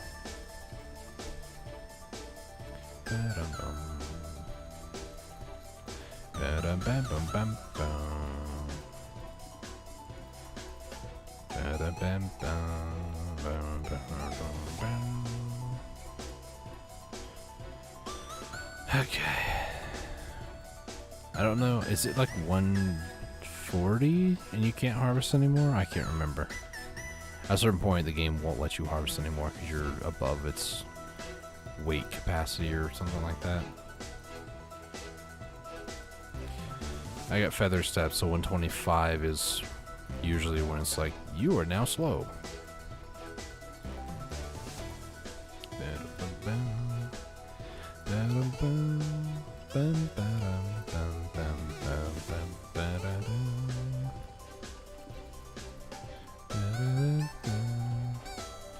Okay, let me go ahead and put some more stuff away. Let's go to Grana. 1, 2, 1, 1, 2. And then put a little bit more into Calphion. Technically, I really should, because it's been about an hour. Let me head over here and put on my trader's clothes. There we go. Hop on Becky, and then the trade vendor, I think, is down over by the stable keeper. Trade manager, I think, is their name. Yeah, they're there. So I'm not doing like distance bonuses for this. I'm just trying to get rid of them. And I don't want to throw them away because at least it's something, you know. Current energy. Wow, I have not been I've not been using energy potions. That's unfortunate. I guess we're doing an hour of gathering then. Which is actually about to expire. Alright.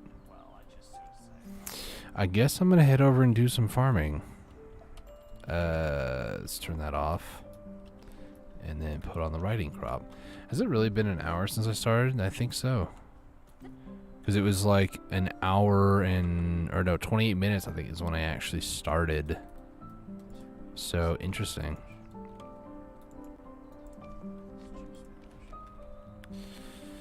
Okay. I'll let these... the verter drought run out and such. So we did about 20k agris in an hour. A lot more things than I expected. I was getting to a point where I didn't use the last one that I had. Either that or it reset. No, I don't think it did. I don't think we got to use that one, which is fine. That one, that sounds really pretentious. We didn't use that one. Got a lot of fruit, honestly. And I can never be dissatisfied with fruit. Fruit is... it's a really good thing in this game. And something that is... I feel like you don't get nearly as much fruit as what you need. And when you look at the marketplace, it just really goes to like hammer home that fact, you know. Should we attempt doing some truffle mushrooms now that I think about it? Because they supposedly made them better. More... some of them in more plentiful numbers, I should say. Sucks though, because my start of my rotation actually is near Hex Sanctuary, but we'll head up to Velia. I want to do my farm stuff, that way it's like, you know, all set up and whatnot. We can access the storage keeper in Velia and just like put the herbs and stuff where they need to go. I think I'm going to do some truffle hunting, just a little bit.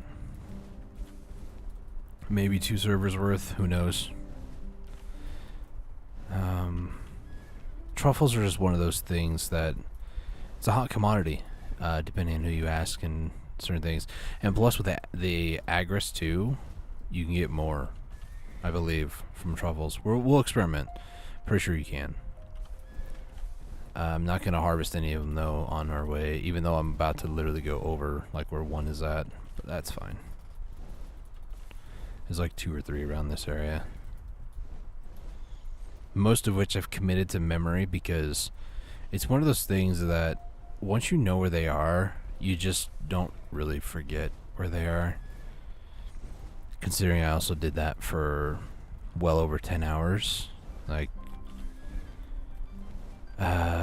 morning time I did 3 servers, and then that was like 2 hours. And then later on in the day, you know, a couple, like 3 or 4 hours later, I do the rotation again, go back to the first server that I was in, and I did 3 more servers, and that was like another 2 hours. And maybe if I felt up to it, I would do a 3rd rotation later in the night, but usually I would do like 2 rotations, so about 4 hours. And that lasted maybe like 3 days, 2 to 3 days. So, not entirely excited about having done that, but now I know where they are. Smile. At least I sure hope I remember where they're all at. I'll probably look at a map just in case, because if I'm going to go through the trouble to get something that's so rare and exotic, I might as well make sure that at least I am, you know, making sure I get them all. Alright. So, this person's on a guild, and I so badly want to invite them. Sorry, let's focus on what I was going to do, which is do this. I'll pop another verter. Farming. Hey, we went up 1%. Nice. I had a lot of magical seeds, by the way, so unfortunately I went ahead and planted a lot of them. This is a shabby fence you get through a quest, by the way, and it does not, I think it doesn't count as for like your max total. I think it just counts as its own different thing. Maybe it was the Finto, I don't remember. I need to get more fences, which is why I'm also pushing one more CP.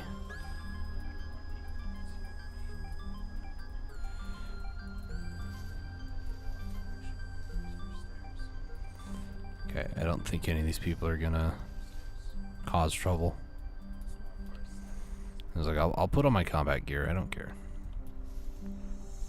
Ever since leaving like Balenos 4 and going to the server that I'm in now, after the whole Serendia 2 thing as well, I just haven't really ran into a lot of farmer killers over here, which is nice. Now that I've said that, watch out, you know.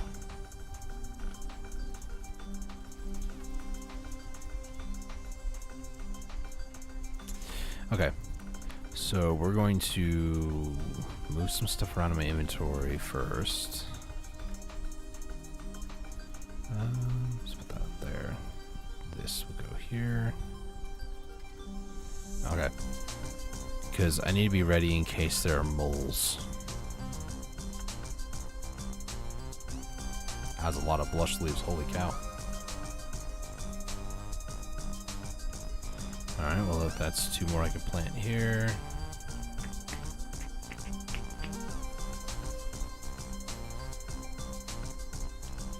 There's another 2.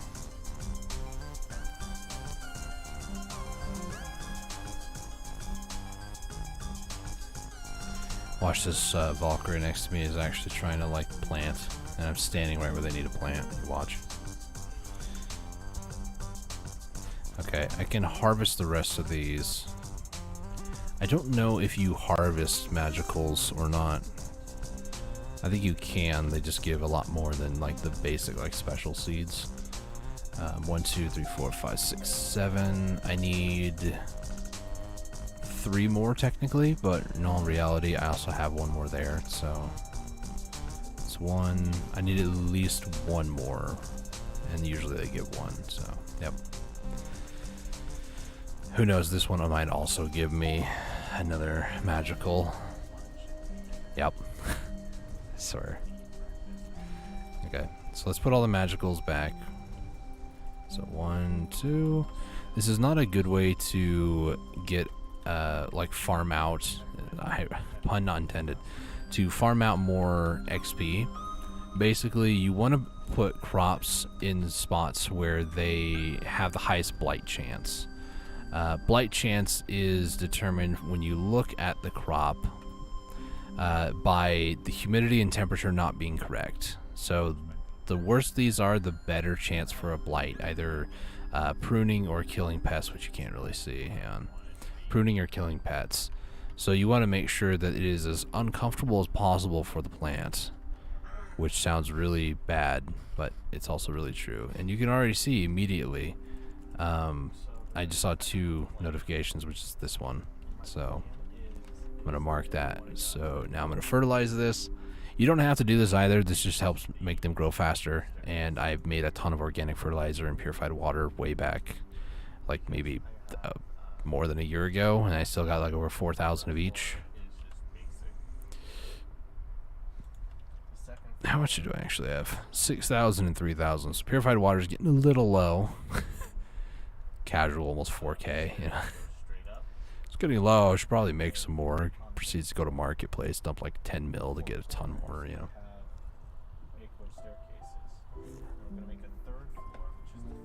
Okay.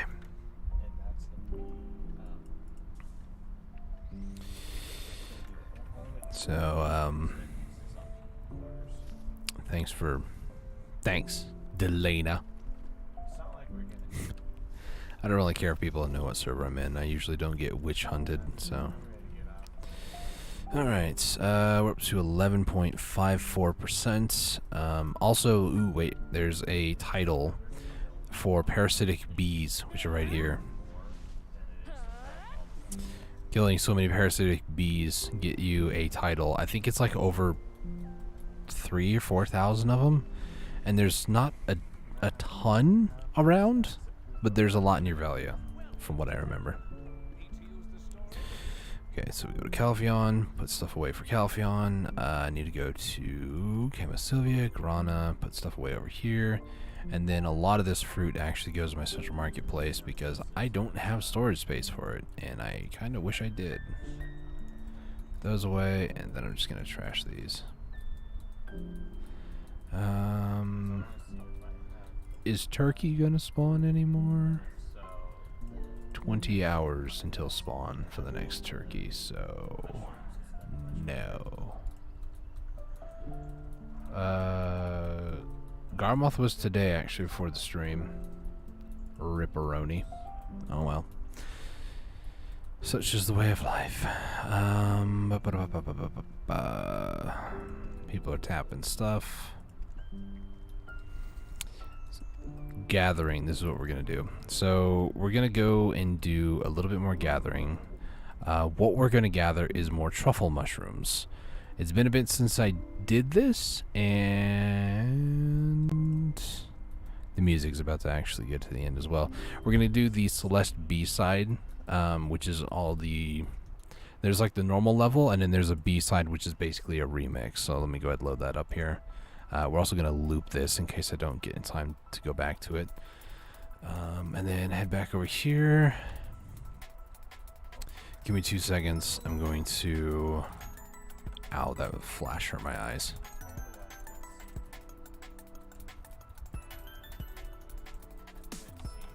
That flash also hurt my eyes. So give me a second here. Truffle mushroom. Bam.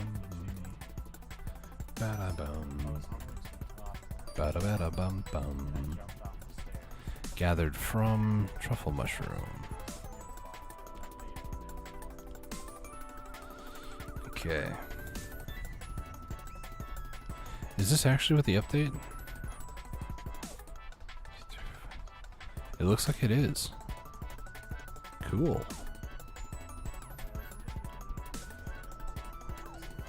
Alright. So this apparently has been updated. So there are some spots that I don't really remember what all got updated, but I'm gonna go and start at the spot that I usually have. So we're gonna head back to Bear. It's actually by Becker over here. There's a one like right there on the mountain.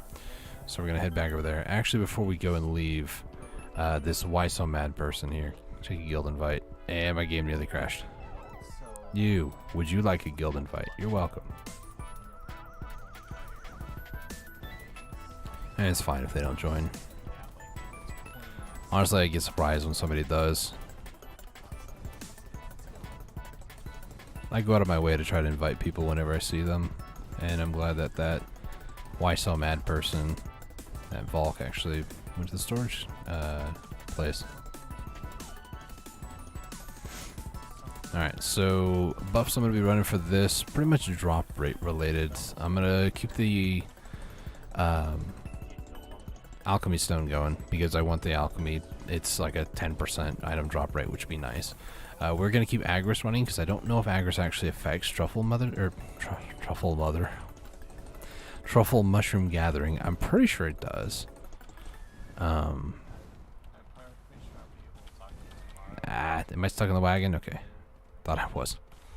That would not have been good. I'm thinking sometime this week as well, just so I can take a break from grinding. So a lot of the money that I'm making from trash loot, I'm actually spending right now, which is not good. But I have about 1.5 bill in Caphras right now, like a little over 500 Caphras. And a lot of other money that I'm making, I have been just purchasing into Blackstones to help finish my season character. And realistically, I shouldn't be buying them. I should just be grinding them. But call it a moment of weakness. I just get lazy and just don't want to grind. After the season ends and before the new Wusa character comes out, I want to start making some progress toward my second... I think I'm going to go specifically for a second Vaha. I don't like distos. I have never liked the look of it, never liked the sound of them, like distortion earrings. It just, to me, I just have never liked them. So I'll probably end up paying a little bit more for Vaha if it's, you know, more expensive, but that's fine. I'm okay with that. I like the Vaha earring instead. I also like just saying Vaha in general, just Vaha. It sounds like you're laughing, but being very pretentious about it. Oh my dear, you know, just...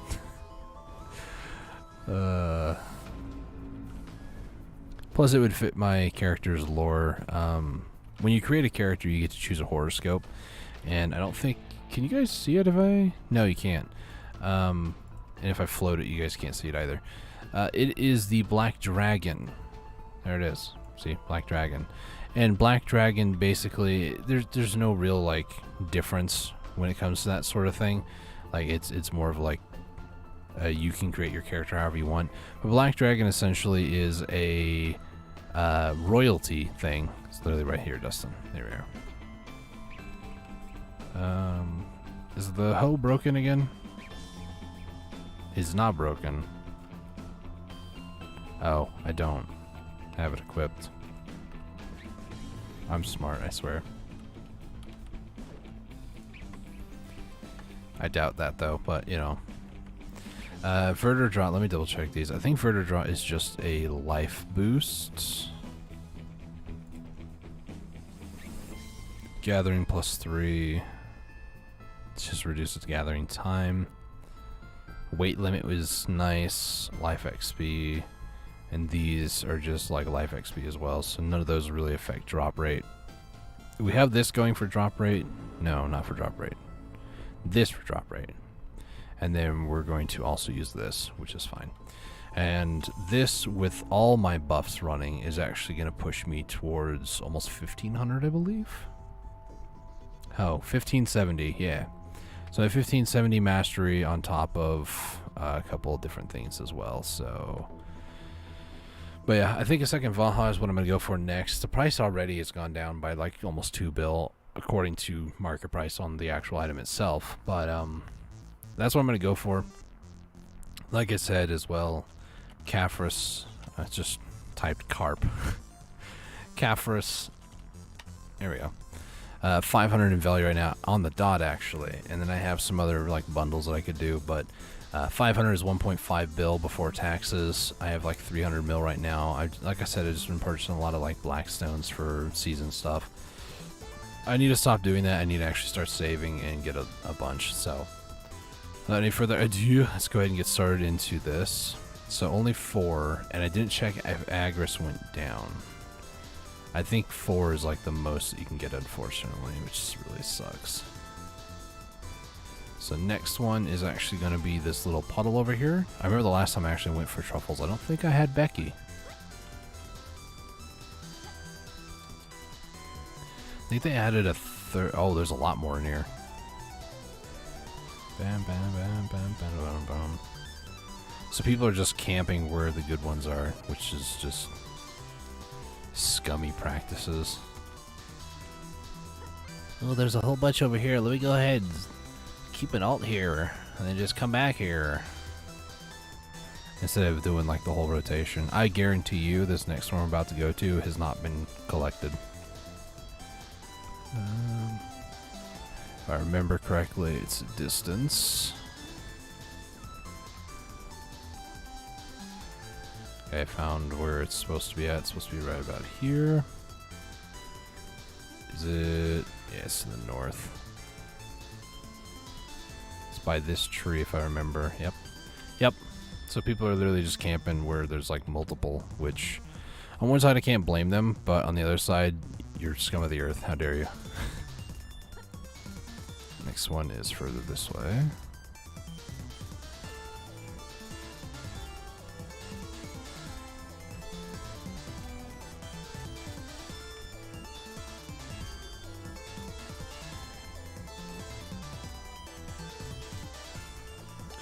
I remember this one being down below. Is it in the cave? No, it's over this way still.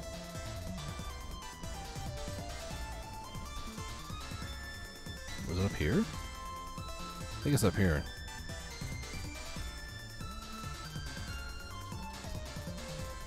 This tiny little like cave area. And these, I believe... Oh, they haven't. Very nice.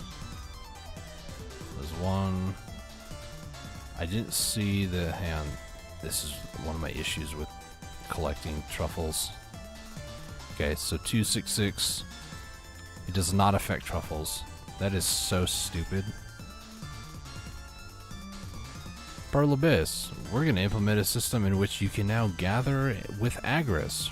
Also Pearl Abyss. We're not going to fix the truffle market. Screw you for trying.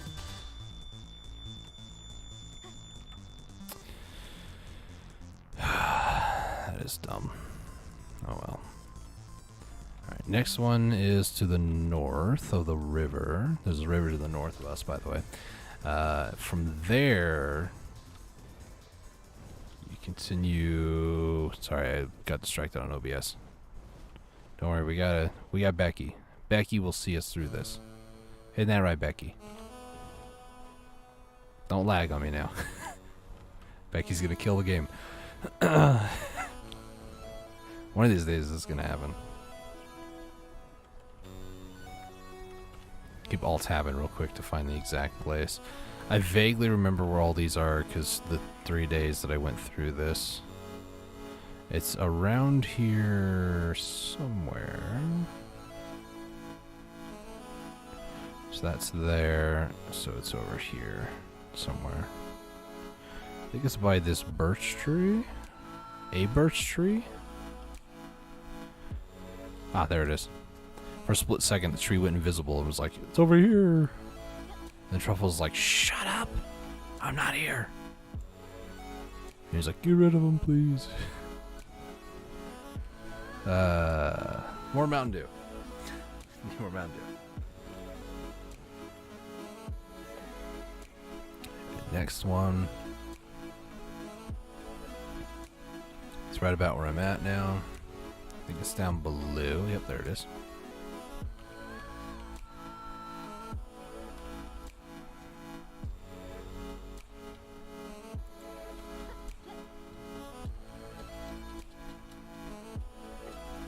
Can I just climb, please? Somebody in my guild who was talking about dandelion weapons earlier. They're complaining that regular ones are more expensive and the Tet ones are cheaper now. And all I have to say is thanks, Petruchio. Is that down there? There's one around here. It's behind me, actually. Is it in this bush? There it is. I forget where a lot of these are. So the next one, this is another spot that they actually added more, which is Lutoni Cave. Lutoni. I do remember one being right up there. It's like right up here. This is usually how I go about this rotation. I just climb until I get up higher. Because as a Kuno you can double jump, so probably do it as a ninja as well. I haven't actually tested it, and I'm sure you can get up here as other classes too. I've seen Striker actually jump pretty high before.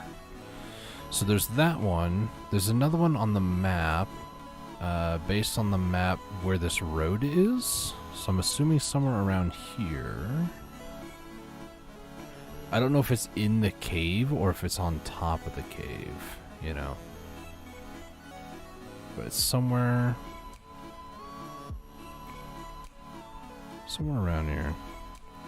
Pod mushrooms, arrow mushrooms. There's an invisible thing there. Is that it? No, that's rainbow stone. Sure, why not? Hey, got knowledge. Nice. So I'm not seeing the one here. I'll try to find more. There's one directly to the north.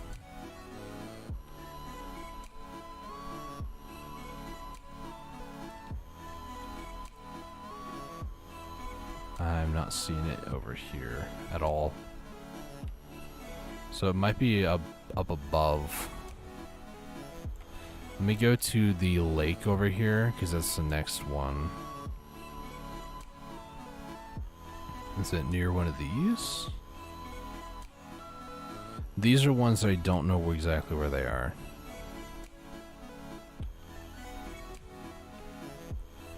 It's an ash tree, of all things to put here, an ash tree. How is this this is a dry thicket on the, okay. Oh, there it is. So there's that one. To the north, there's like a little island on the mini-map. It's actually right here. According to this, it's to the north. I see it right here. And on the other side, roughly where we're standing, there should be another one. There it is. Then further over this way, against this wall, question mark. And let me... It's like right about here. There it is. The next one is further to the south. There's this little like stone mass, and it's to the south of it.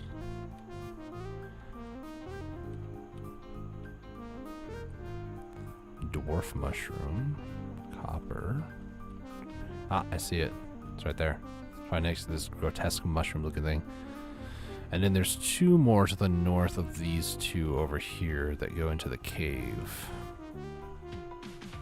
One of them being roughly where I'm at now. Is it? Ah, there it is. I went right by it. The other one is... So looking at the map over here, there's that little green patch. That's where this one's at. The next one's above that. So it's probably on the other side of this pillar if I had to guess. As if it's not hiding up somewhere.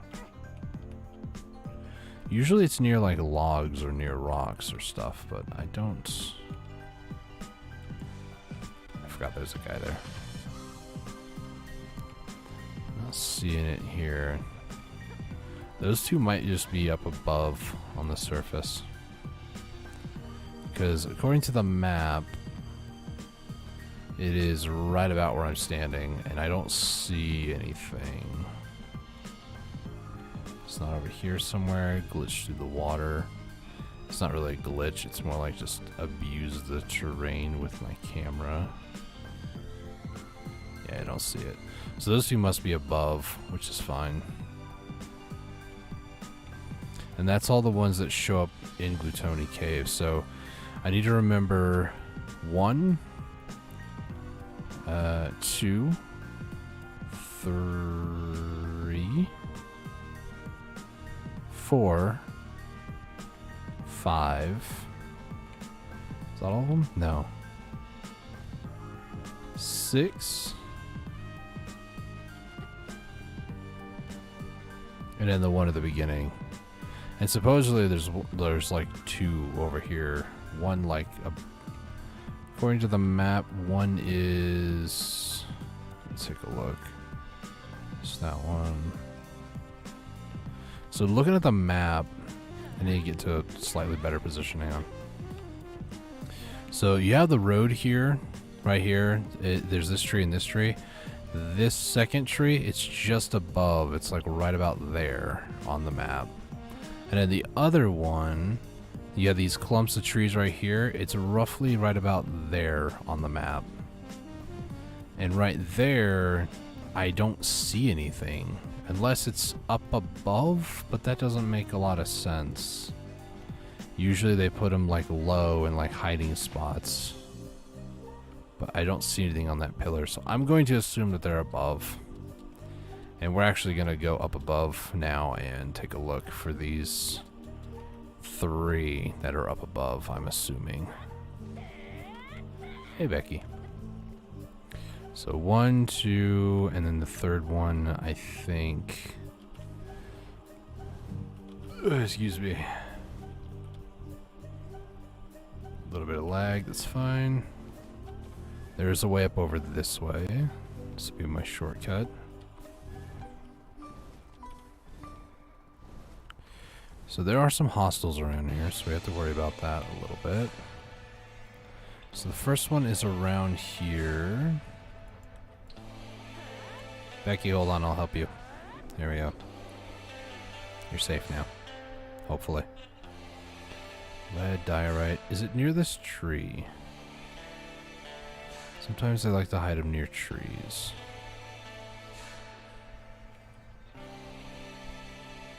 Sort of bush. I can't see anything over here. There's like a robot guy that was just chilling there. Is there anything here? No. I'm being thorough, guys. Trying to, anyways. No.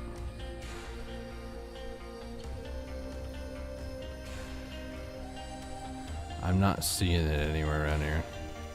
There's lead. I don't think I've ever harvested lead before. Maybe I have. Maybe I'm just a liar.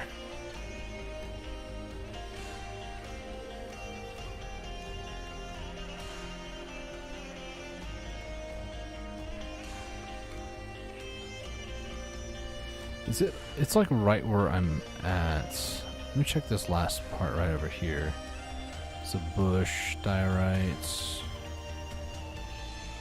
Like hugging the wall in case something else pops up, but I don't see anything. Don't touch my horse. Don't touch my horse. Okay, next one is to the north of that tree? No. That tree. So this tree right here. This is lead. Okay, you guys just need to back off. Thank you.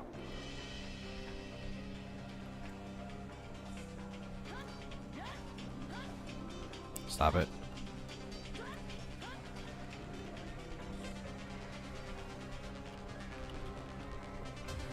Okay. No. Stop, Becky. I always want to push a button, but stop. Okay. It's a push. Not see anything there. Nothing up over here. Not see anything here. I don't know where this one's at. Those two are just a mystery to me. The other one was up over this way. And then it was to the right from where we are. Where I have next to no clue. It would have been that one. Which would be right about where I'm at, actually. Is it near this rock?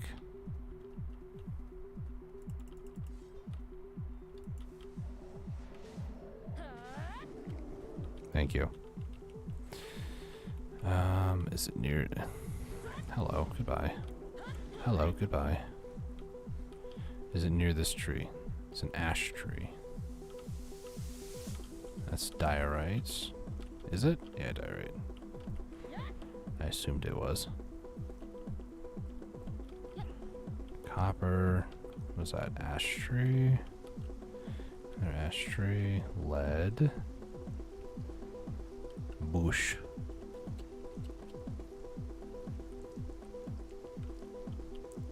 Birch tree. Ash tree. Okay. Let me get a little bit away from it to take a better look. So according to the map, there's that tree there right next to Becky. It's south of that tree next to Becky. On this side of the tree as well. So it's like right about here. I'm not seeing anything. Maybe they are in the cave. Or maybe the map's lying to me. Both of those are an appropriate answer. Alright, next one we're going to, wrong button, M. It's going to be up over here by this cliffside, so... Yeehaw, partner.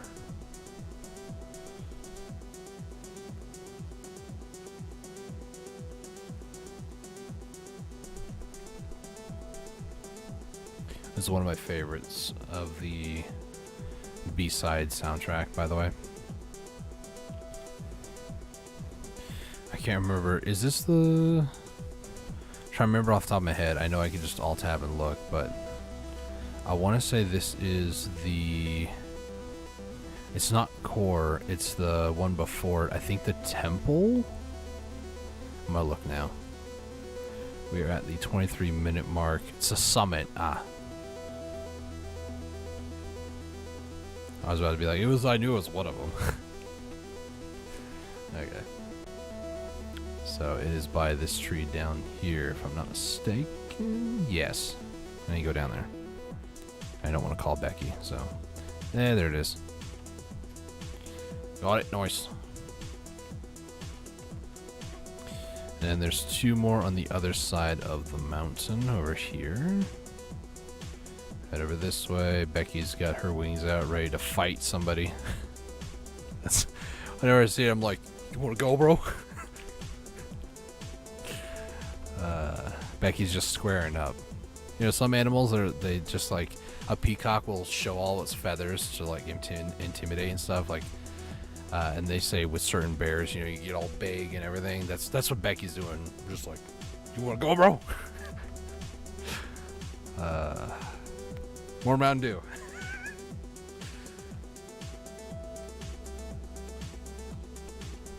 I also wanted to see how much EXP I gained from gathering one of these.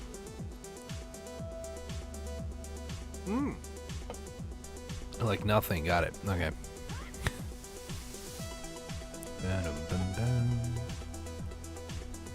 Okay, there's one more I like to go and get. Yeah, Becky. Why sometimes when I hop on you, you just decide to start moving forward?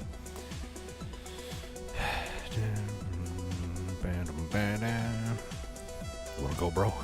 Just everybody do it today. You just like. Sorry. It's been a long week. I'm having fun, guys. I know some people be like, this guy's so weird. And I'm okay with that. Oh my gosh. Like a red explosion occurred in front of my eyes. Okay, Becky, we got this. It's by this waterfall over here. It's funny how I knew exactly where it was. Nope. Okay, I apologize. The camera angle is hard for this one, but it's right here. Again, I've done this so many times, I just kind of, I can't get, okay, the camera angle. Okay. I got it, there's only the one. Let's leave. Next one, according to the map, there's a lot more, and I don't really know. It says there is 9, and I can't tell if this is going to be above or below, because there's like a bit of a cave system. So we're gonna try to find them. I think before there was only like maybe 2 or 3 in the area. It's a little bit near Orc Camp, actually. It's a little bit more to the west over here. It's this one down over here, which I don't recommend going to unless A, you want to take some meaty fall damage, or B, have a Pegasus. Because you will take some fall damage trying to just YOLO down here. Okay, so it's back over this way. Oh, there it goes. Wow. So sometimes when you're on a horse, apparently, and you get bucked off, you can just increase your speed while swimming. I didn't know that. Becky, why are you in the wall? Okay. Let me... Becky. Stop horsing around. Get out of the wall. Sorry, I had to. Thank you. Stay there. Gosh, Becky. Okay, sorry. So apparently, there's one here. I see it now. It looks like somebody already harvested it, because freaking scavengers. It's a good fishing spot here, actually. It looks like there's 2 right there.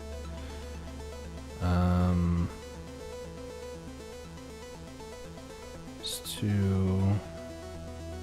There's 3. Haha, sucker. It's probably off cooldown, to be honest. Now when they come back here, they'll be like, what the heck? Somebody harvested mine. And then there's supposedly a 4th one further over this way. I think this is the one that was, oh gosh, the one that existed before. Ooh, there's a couple actually. And of course they are already harvested. Nice. Great. Now from here, apparently there's a few more.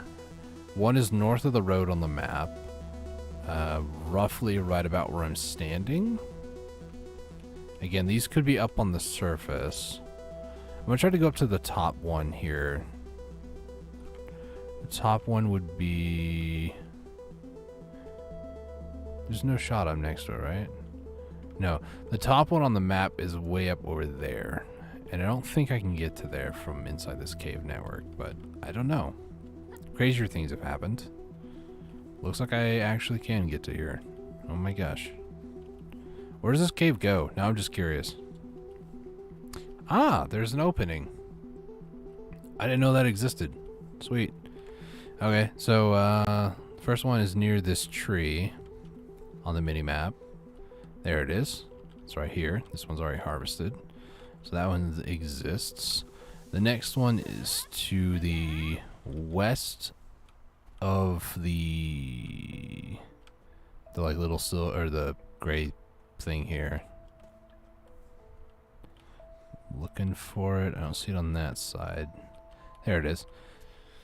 Some of these are off cooldown, so I'm assuming that either A, people missed them because they don't know where they're at, or B, they harvested them and they're off cooldown and now I'm messing up somebody else's rotation. And I'd like to believe it's the second one because, well, I just, why not? This next one should be this way. There it is. This one's already harvested. There's one almost immediately to the south of this. Probably, yep, I just saw it right here.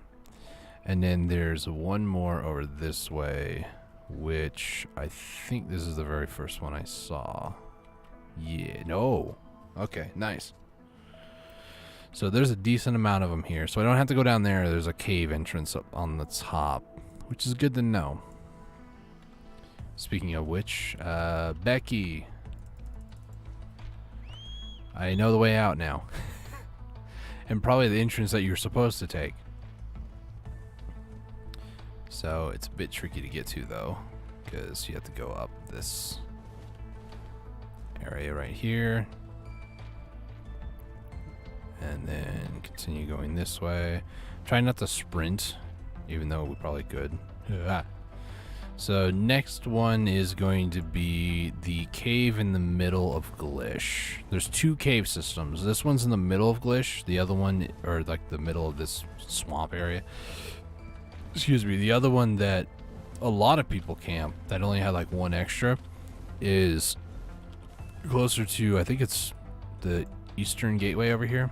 So one we're going to is right about here, this area, which I vaguely remember how to get to. It's past the road.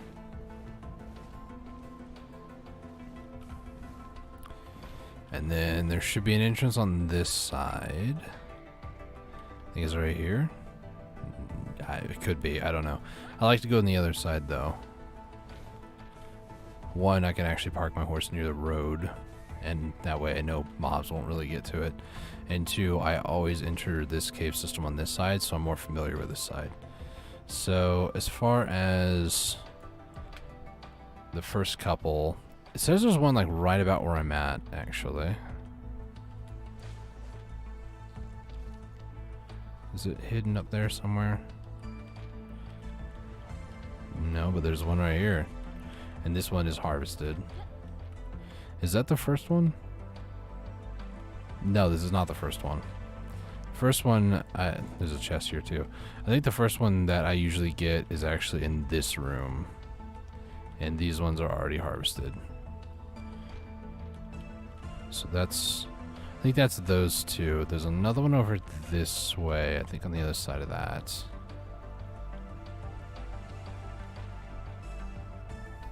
Is this a ruby? It is. I don't know if I have knowledge of that, so might as well. It's also a chance gain thing for knowledge with even harvesting rocks, which sounds really dumb. So this, I think this one's been harvested. Yeah. I'm pretty sure I could harvest it, like even this ruby. No? Alright, well, whatever.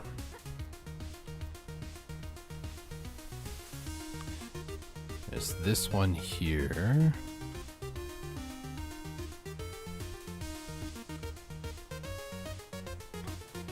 Is there another one around here somewhere? Okay, so give me a second here. This one is that? Okay, so I now know where I'm at, what I'm doing. There should be 3 more over in this area. Kind of form a triangle. First off, more ruby. Second off, the first one's here. Second one is a tiny chest. Look at it, he's so tiny. And then there's this one here.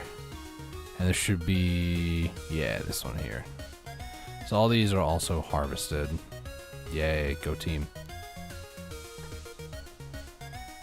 Which is fine, to be honest, because I make these potions, the elixirs, for myself, so I'm not making to then sell in the marketplace for money because I don't need the money that way. I will actually use the potions to then grind places that actually make me money. So, all's fair in love and war. Now we're about to go to the spot that I expect to have all of them harvested and not a single one ready ever for the rest of eternity, because that's just how it is. Hold on. Where? Okay. Stop, horsey. Okay. Chill out here for a minute. I'm gonna go into a cave. And that was the last we saw of Becky. No. Okay, so cave system is south of that rock. I always get confused with those two for some weird reason. So down here, there should be treasure chest. Nice. There should be one right behind over here. This one was harvested. There's one right here. Some fool left it. What you get? 2 imperfects? Really? Okay. And then apparently there's 5 in here. There used to only be 4. There's one here. Supposedly there's that one. There's that one. I'm either messing up somebody's rotation or somebody didn't harvest. And I'm gonna go with I'm messing somebody's rotation up, and I don't care. Every one I get is more potions and elixirs and stuff from me. I'm just going over just in case they might be ready again. So that's this area. I was kind of surprised to have gotten at least, I think 2, right? 1, 2. Did I end up getting 3? I did end up getting 3. Nice.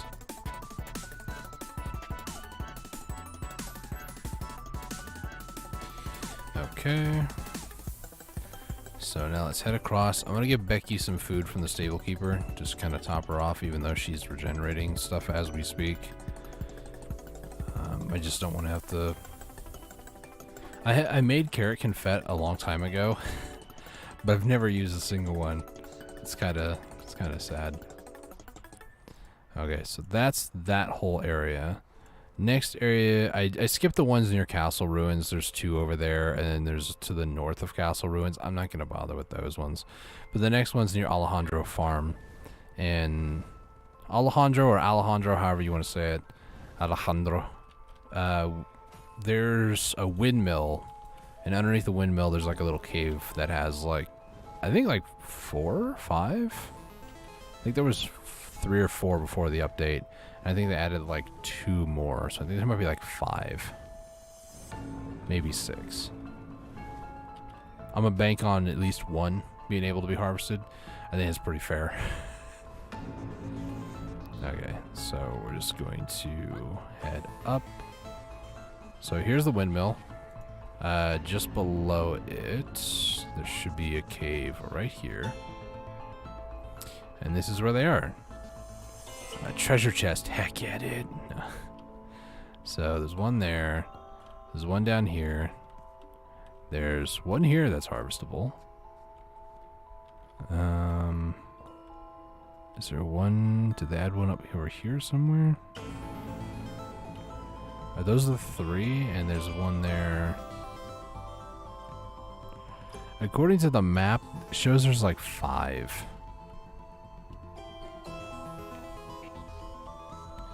One, 2. Oh, 3. Okay, so 1, 2, 3, 4, and 5. So yeah, I got 1. Nice. I'm sure if I was doing a lot more server hopping, I'm pretty sure I can find more, but what are we up to so far? About 100, that's not bad. And I think the recipe calls for... Is it 1 or 2 per? I can't remember. Truffle mushroom goes into detection. Here it is. Requires 3, so I have enough for 33 more recipes, but who knows how many more actual elixirs I'll get out of it. Higher mastery and all nowadays. So next one is to the north. It's one up in the mountain up there.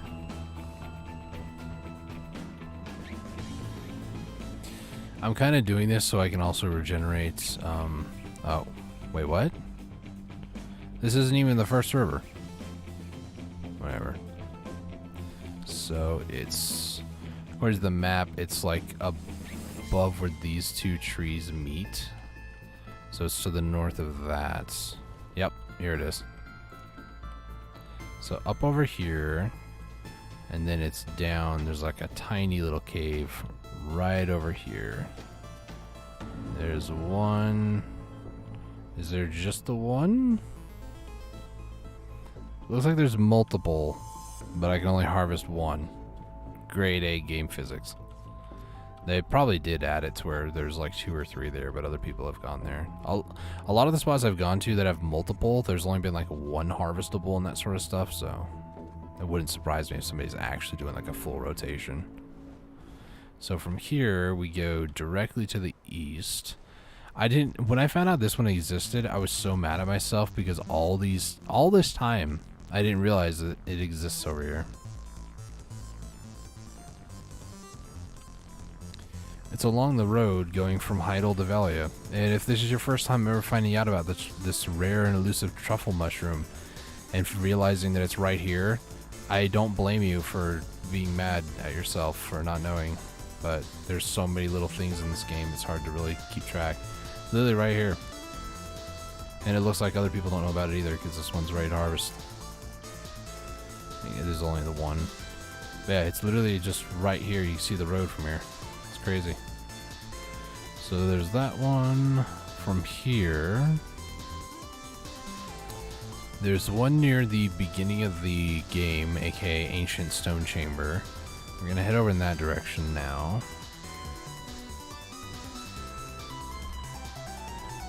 Hold on. We got this. Yeah, there we go. We're gonna cut across the forest here. There's a well at some point. I remember this and getting stuck in the well. There's the well. On the other side of this well, it's quite a distance actually beyond the well. When we see the road leading to Ancient Stone Chamber, we're about there.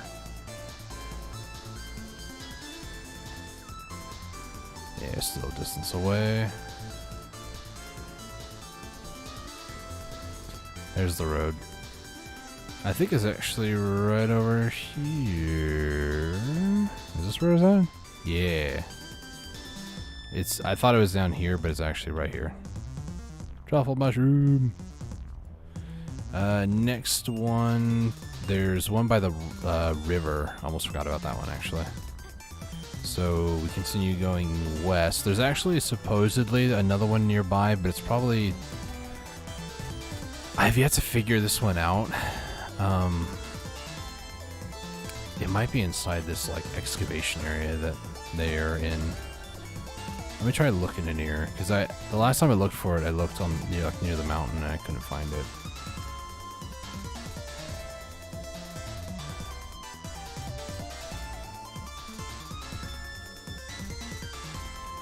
Okay, so according to the map, it is roughly... Hold on, let me look away. It's roughly like right about there, I think. Which, if this is another one that's just like been in plain sight this whole time, I'll be a little upset. But I don't see it there. And it wouldn't be down over this way.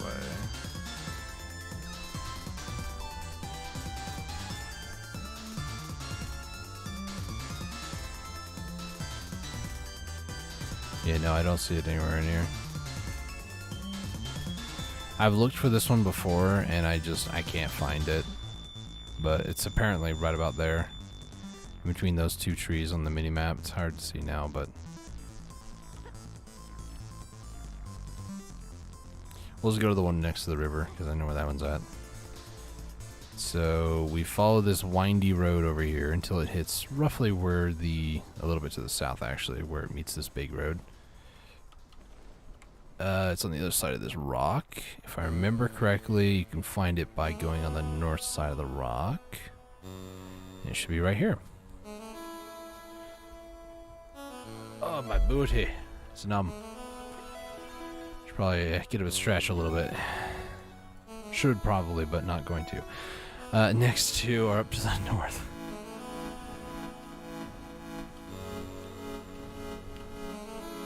Hold on. I'm machine learning. I got this. Here we go. I can't use the excuse of, well, I'm still getting used to the dream horse. I just tapped it. It's more... it tapped the horse like maybe about a month ago now. I don't know. It's been a bit. If it legitimately has been a month, this whole last month has gone by so quickly. Okay, so this next one is actually down right about where I'm at, but below me.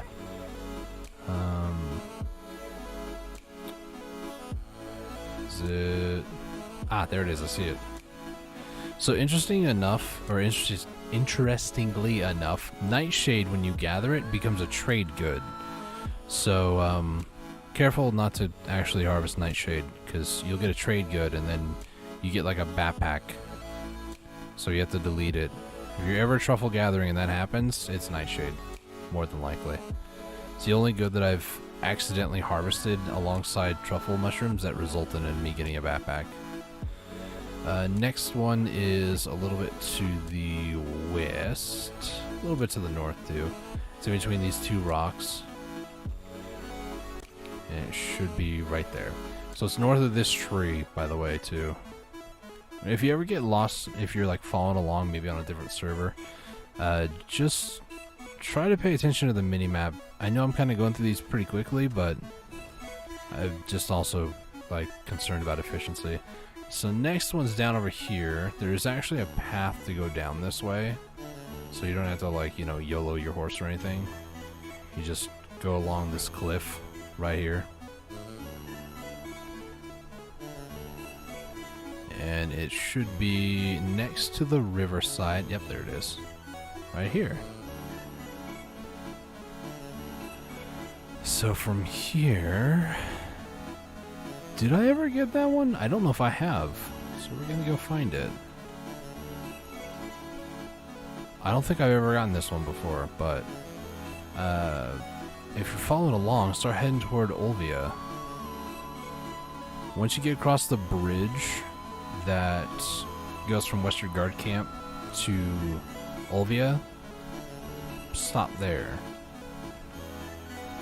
I think it's this one, isn't it?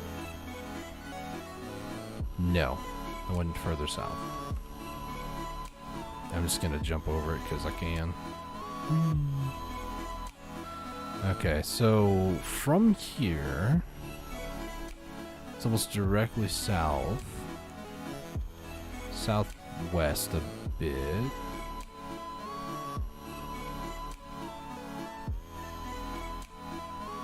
Is it here? No.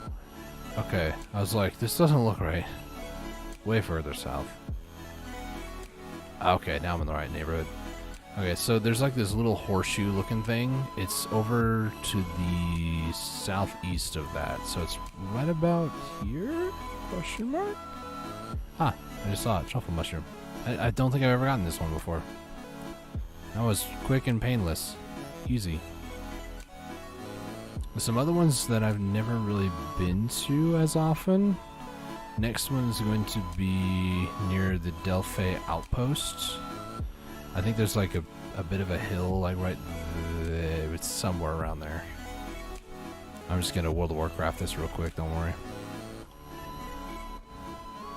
I never stream my days playing World of Warcraft because, one, I was I didn't really have a computer to do that sort of stuff, and 2, streaming wasn't really like as widely as accepted as it is nowadays. But and plus I was too young to really understand what streaming really was. So it is further this way. So according to the map, it's roughly where I'm at. Now I don't know if there's any cave systems below me. Nope, it's right there. Literally out in the open. I like how also some people like put on their nerd glasses and like judge you for not knowing things about truffle mushrooms. Like reasonably, when you think of a truffle and when you read its description, it kind of implies more so like a thing of being underground, being in caves and that sort of stuff. And it's like there's literally just out in the open, like it's literally right there. Like, so somebody was like, just go into caves and look for it. And it's like, bruh, what? I don't think you understand. This isn't just like a normal, just go find it in a cave somewhere, you know? This one should be right about here. There it is. Nice.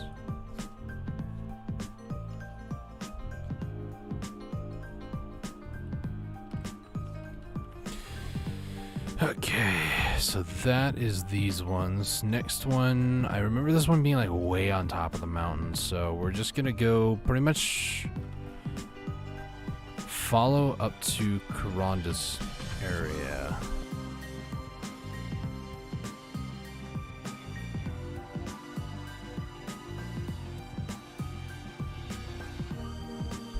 The internet might be going out in a few minutes, just an FYI. So, yeah, remember that funny thing that I mentioned a little bit ago about how when we turn on our outdoor lights and do laundry stuff? I'm assuming that happened again in the breaker trip, so internet might go out. If that's the case, I'm a BRB. Be right back.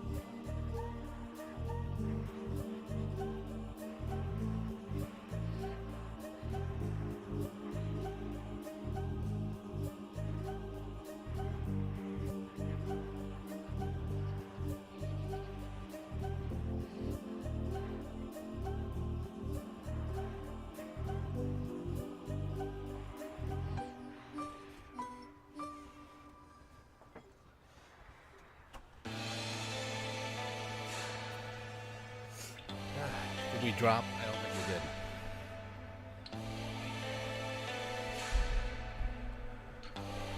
Let me double check. Sorry, Becky. I need to take a look at the stream health for a second. No, we didn't drop. Okay. We still might, potentially. I had to go and reset the breaker. Things seem like they're fine right now, but that was a bit spooky. Not sure what's going on or like why the breaker's been tripping. Thankfully our like router has a battery, so it stays on for a couple minutes so you can like finish things out. So if the stream all of a sudden just like no internet, then it went off even though we restored power to it, but we should be okay. Emphasis on the should. Okay. So we head up near where Karanda spawns, and then we continue going northwest? More north and west. So I can find out where I need to go. So from here, is this the one that I can never find? Potentially. Let me find out where the heck I'm at now.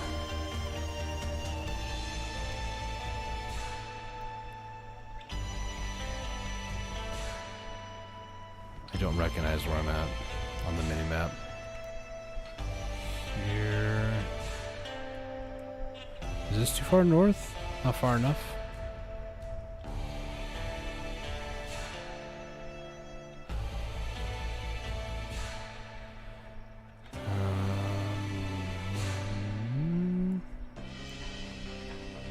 Hang on. I really need to find out where the heck I'm at.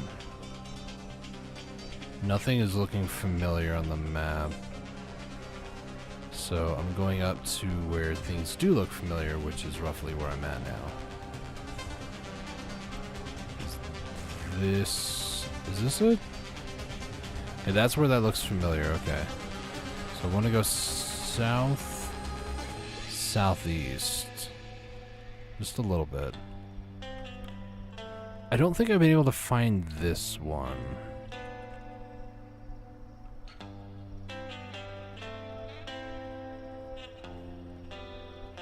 Is that the weird H? Yeah, this is the weird H. Okay.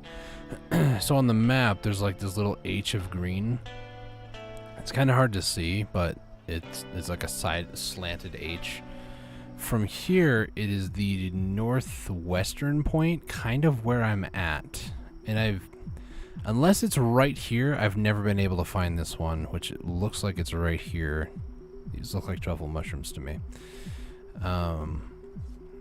It could be this one, or maybe it's another one. I think it's this one that really confuses me that I can never find, but oh well. We found it, and sorry, harvested, so. Next up, we go over to Florin, which we need to go a little bit further south. And it's actually on top of this mountain ridge over here, unfortunately. Which means I need to go back up. And it's across the road from Florin. Let me find it. Okay, so it needs to be... So looking at the map, you got all these roads intersections. It's this top road here. There's the most southern one. It's the second one across the ridge to right about there, I think. This looks about right. Is it?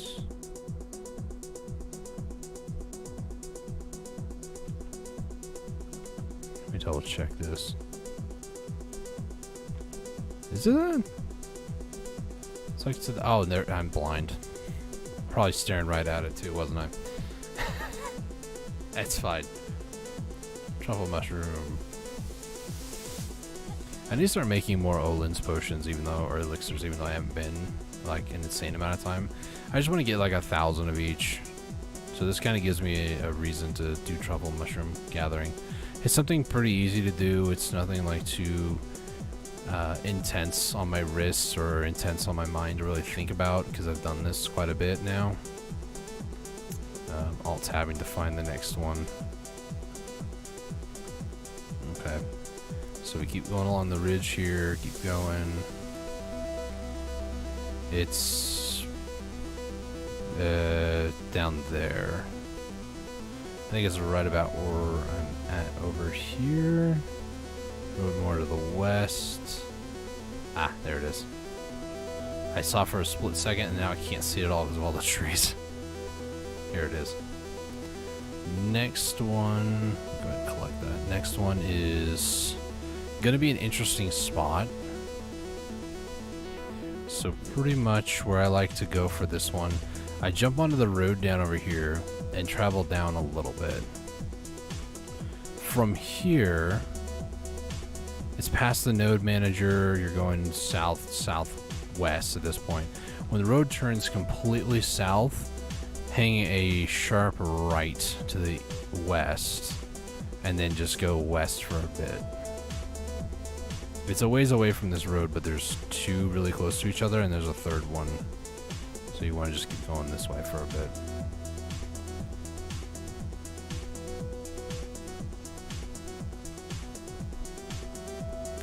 So what we're looking for is right about where I'm at. So what you're looking for on the mini map is this like little area right here where there's a tree, a little like, it's kind of like a sideways like bent music note, whereas like this is the bottom part of the music note and this is where like a flag would be, like for like an 8th note division or something like that. It's right about here. This tree has one, and then a little bit in between these two trees has another one. So right about here, there should be one.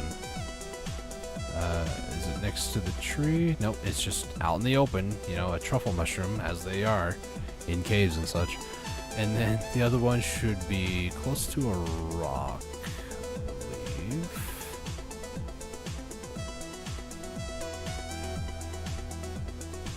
Ah, there it is. And then from here, there's another one that's somewhat closer, but not really. Can I get back up to Becky? Becky, help me. Okay, we made it up.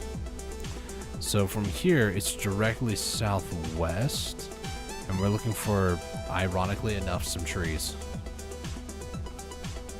Mainly this tree line right here. It's quite literally a tree line. So we're looking for near the end of it, right about here. Is the right one? It's like right about where this tree is at. Is this the one I can never find? There's a couple that I can never find. No, it's this tree right here. Okay, nice. So now that is pretty much all of north of Calpheon City. There's a few more, and we've done a full rotation. There's actually 3 more. So this rotation encompasses Calpheon, Serendia, Balenos, and that's it. There's a lot more, and I mean a lot more. Oh gosh. I think that was the mutant, wasn't it? I don't think Quinton Maraca is alive right now. Last I checked, they don't spawn today anyways.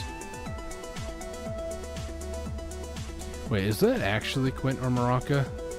No, it's not. Okay. I started thinking to myself, I don't ever really go over here anyways, so I don't know. So I need to go get my map up.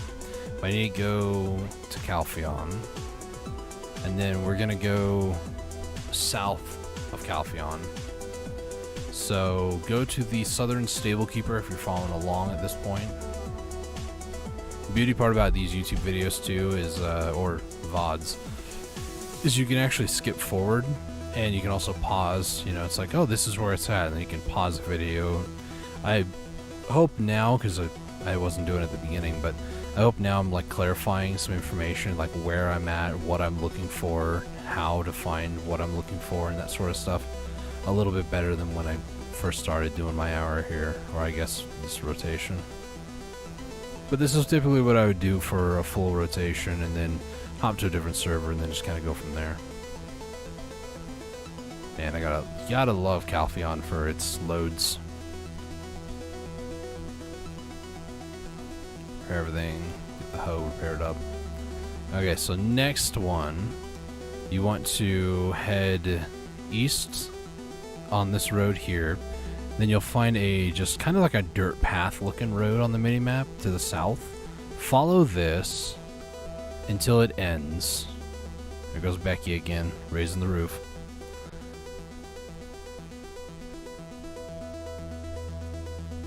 And then it really becomes a dirt path road here at the end, right here. from here, you should see on the mini map there's like this like green circle with a tiny little gray amount. It's just the north of that. So if you continue up the road, you can actually find a little path that leads up to it. And it's right about where that like top of that gray spot is, which I believe is down over here, if I remember correctly. There's a ton of mushrooms over here, and one of which is a truffle mushroom, if I remember correctly. If it's not, oh, there it is. Nice. I was gonna say, if it's not over here, then it's, I think, on the other side somewhere. I think there was some other mushrooms. No, I'm mistaking this with another spot. There's a ton of other mushrooms, though, if you want. Fog, ancients. There's these blue ones. What are they called? Cloud mushrooms. Some more fog. Alright, so that's this one. Next one is... there's a couple left. I like to go next to Rutom's next. So head west to...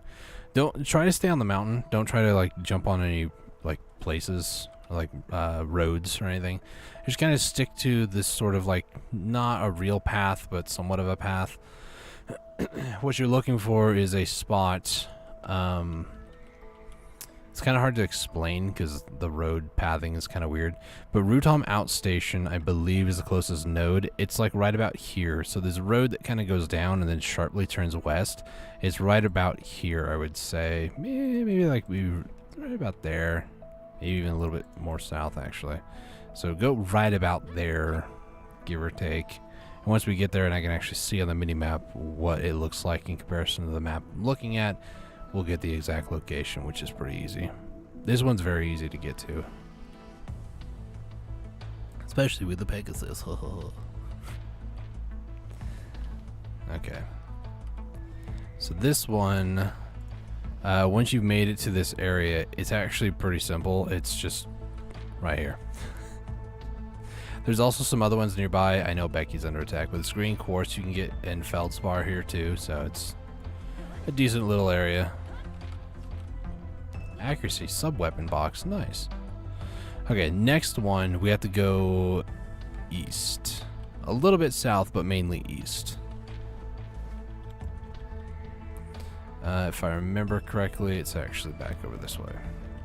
Come on, Becky, you got this. Don't be a quitter now, Becky. Becky's quitting on me, guys. I guess I can't really blame her too much. She's been through a lot today. Okay.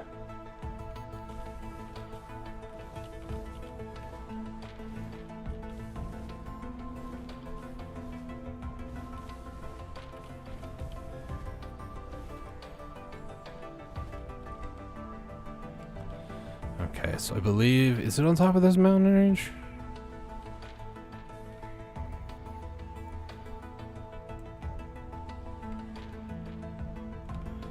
If I'm where I think I am...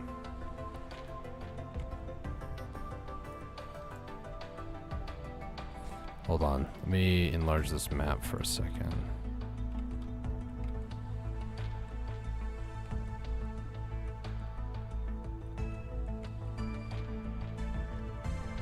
I think I'm right where I need to be, actually. I unintentionally went there. I think it's right where I'm at. Is there a cave right here? Yes, there is. So this is it. Is it?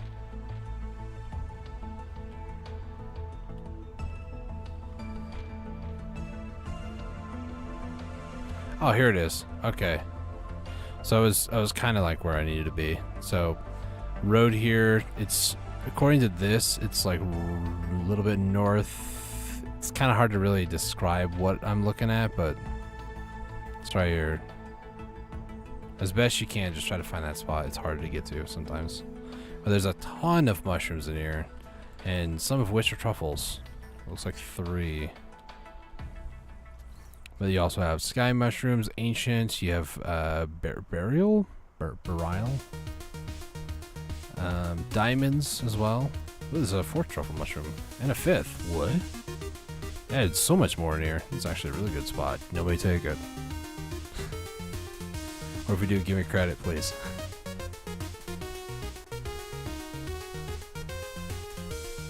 So this is most of the spots in Calpheon, Serendia, and Balenos. There's a few spots here and there that I just don't go for. Mainly Castle Ruins. There's, I think, there's a few near Medea, and there's a few in Medea. There's also a ton down in Dregan, which I've never been to. I guess we can go exploring.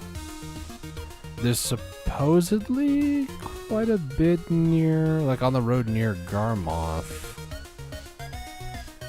That one might be a bit tedious to go and find, unfortunately, though. So in total, about 181. It's been probably like an hour, right? Maybe like 30 minutes. Me personally, I don't view it as a bad amount. Let me go ahead and change the music a bit. Let's try to see if we can maybe find another Celeste thing real quick. Hang on. How about Farewell? Farewell sounds good. The entire Farewell OST. This is also Celeste, by the way. If you couldn't tell from the redhead with extremely long hair, the crow. It's very was that analogous? I don't know if that's the right word. It's very symbolic of Celeste in general. So okay, let's head over this way. Now's about the time where I would actually like server hop, because now we've done one full circle. So I'll get back to this first one on this like cliffside. Becky, stop pouting. Get back to hitting F instead of WF. Okay, it's not there. It's right here. So now here's about time where I'd just be like, okay, let's server hop and just do another rotation. Which I don't know if I want to, I'll be honest. 181. Let me do a calculator. 181 times by 2.5. It's about 452. So say about 450. Let me take a look at the recipe real quick.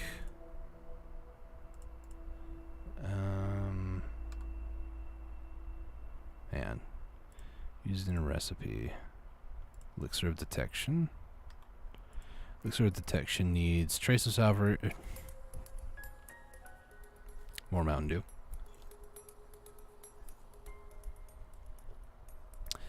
Trace of savagery. I almost said salvagery.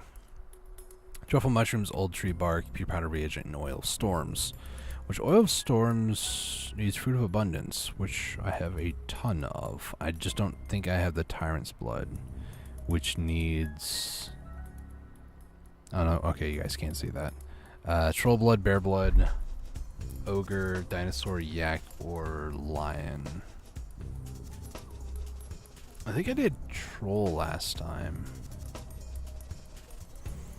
Let me go ahead and start doing some looking into this. So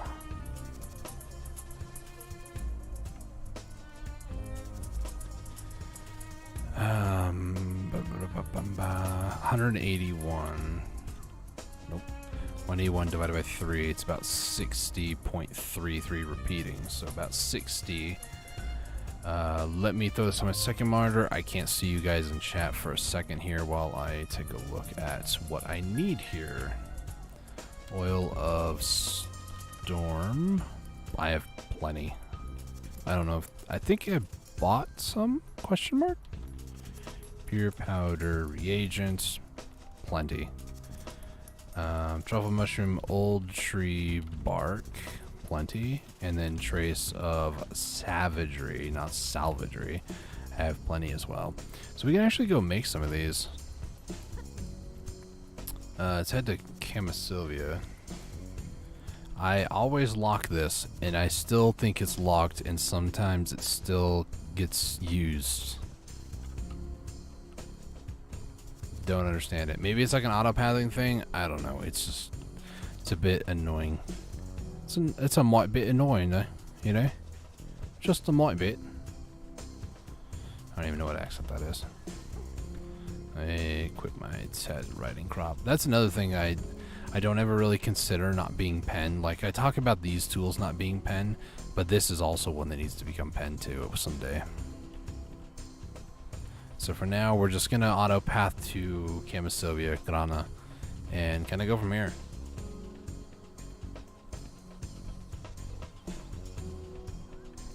Okay. I want to see what these guys are complaining about. So, a few months ago, a lot of weapons, thanks to Patrigio, became ruined. The marketplace value actually tanked pretty hard. They used to be 400 mil. Maybe I'm thinking boss armor. Let me double check this. Maybe weapons were different. Armor, I'm pretty sure, was like 400 mil, 300 mil. But those have tanked pretty bad too, pretty harshly, which is understandable, I guess. But okay, so while we're also doing this, detection. So I have a few elixirs of detection in the center marketplace. The party ones, I have some in Ailton. This is the sauce. If you're going to Olin's, more than likely people don't have sharp detection. And it's no fault to their own, it's because truffles are the way they are. Which is why I did a lot of the gathering tonight for getting truffles. For what I need, or rather what I would want, let's do some more math here. So we're sitting at 167, right? But let's say if I want 10,000, no, 1,000. Let's not get too ambitious. 1,000. So I would need minus 167. So that's 833 recipes worth. 833. And we have enough for 60 recipes tonight. 60 times by 2.5 is about 150. So what I did tonight, I need to do, let's say like 850. We'll just keep about 850. Divided by 150. I need to do what I just did tonight for another almost 5 hours. Or 5 times, I should say, because it wasn't an hour. That was only half an hour. So that feels like a lot, though.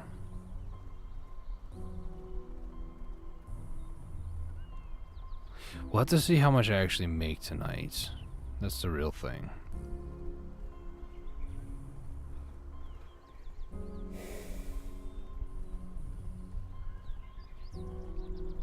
I'm basing a lot of this knowledge off of the average for, like, cooking recipes, processing. The average at a certain point is like 2.5 times. But if it's like a 1-to-1, like 1 recipe to 1 end result, then this will only give me 60 elixirs, which is really low. I mean, that's what it claims it would do, 3 for 1. So 60 elixirs is not, I'm hoping for a lot more. The more that I can craft, the less I actually have to go and get more. One of the ones that I'm not looking forward to is actually Griffin's. There's a Griffin's elixir as well, which I believe you have to use.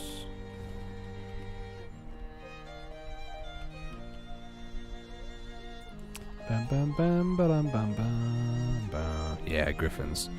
So of a lot of the elixirs, it's mainly Griffin's and the shock ones that I need more of, as well as the draining one.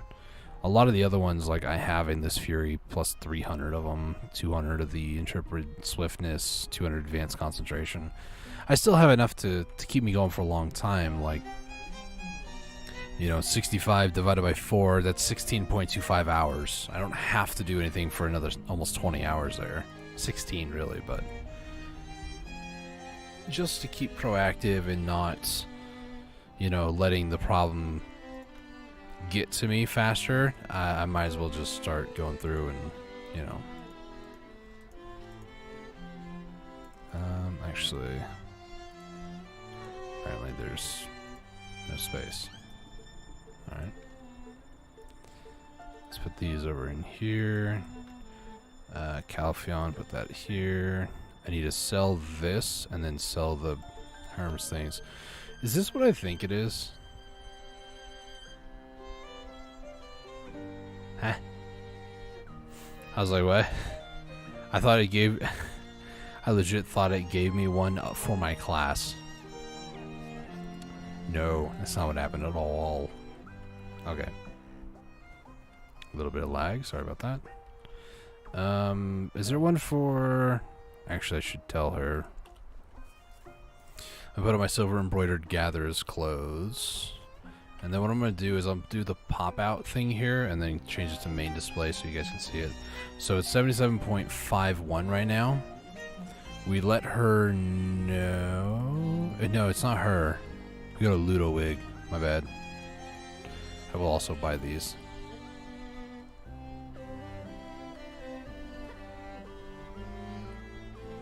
Hey, this person's not in a guild. Would you like a guild invite? You're welcome. Wait for the decline. It's down over this way. I know I can't see that left side of my screen. It's fine. Who needs to see it anyways? Okay, so Ludowig is actually right over here. And for what it's worth, we have all that going. So let them know that we have this. These are for 3 gathering skill XP, 77.51. Like nothing. It's like 0.15. And then this, we don't get anything other than just one of those 2. Yay! We went up 0.15. That's like 10 wild herbs, guys. It's like 10 less I gotta do. It's insane. Oh, New Zarka. Spent 3 hours. I'm honestly surprised I'm still going, to be honest. I like at the beginning of the stream I'm tired, but then as the stream goes on, I'm actually more awake. I don't get it, guys. Let's do try alchemist clothes, and then I need to get... Is this the only truffle mushrooms I have in my entire account? No, I have 80 in Central Marketplace. Truffy.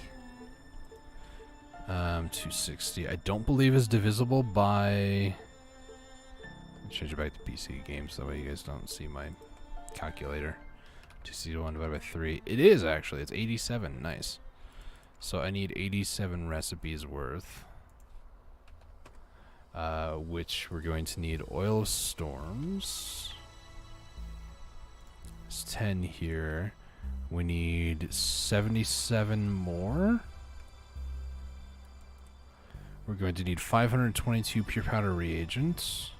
We're going to need the truffle mushrooms, old tree bark, 174, and trace of savagery, 261.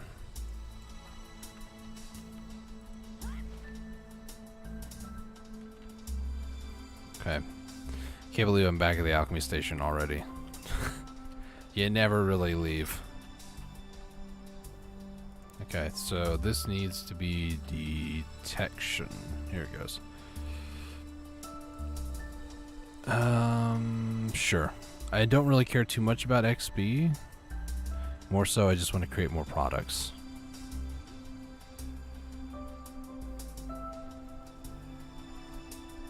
This is still going pretty quick, actually, for not being silver embroidered.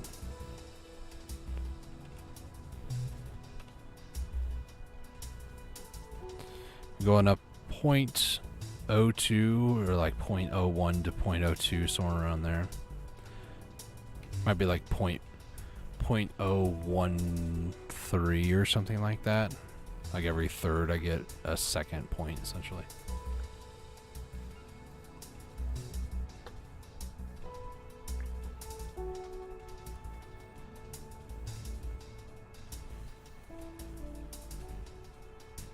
Okay. That was a pretty productive hour. Well, hour power leveling, and then I would have been going a lot longer, but I forgot to use my energy potions, but that's fine. Worked out for the better anyways. Made some more progress toward the Olin's elixirs. Yeah. I also use them from time to time over at Ash Forest or other places as well, because they're very powerful. A lot of them are very good for late game spots, and I'm totally fine with that. In fact, I would rather use these elixirs over like a frenzy draught. They're just way more expensive to actually run and more of an inconvenience in terms of inventory space. So it's the unfortunate nature of the beast when it comes to elixirs over draughts.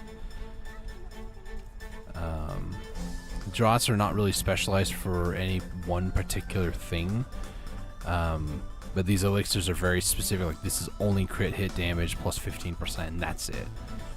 So it's one of those things. It's just kind of weird.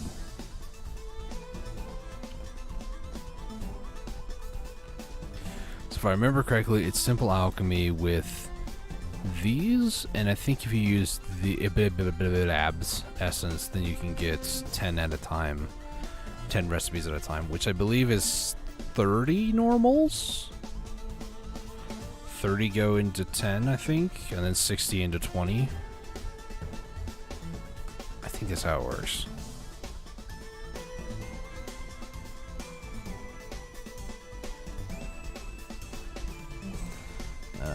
Detection.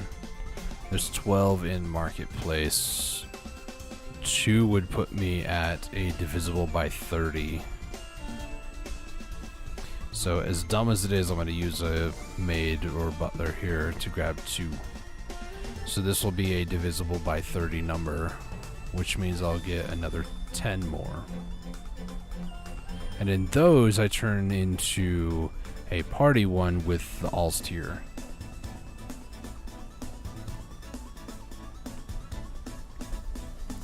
So this will be a little over 50 more, I think.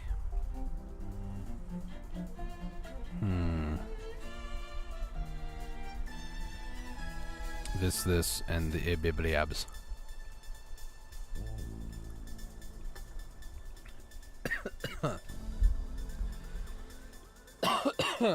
Nearly swallowed that last bit of soda down the wrong pipe. Is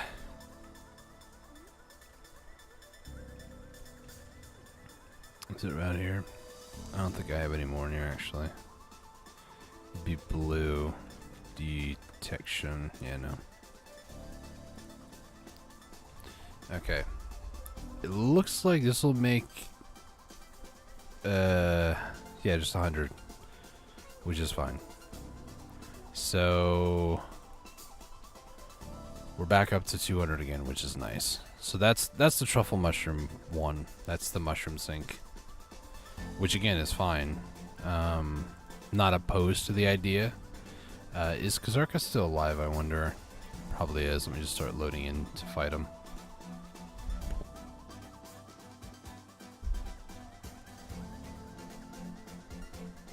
After Nuver and Kazarka die, I think I'm going to call the stream here, so just a heads up. But yeah, not too bad.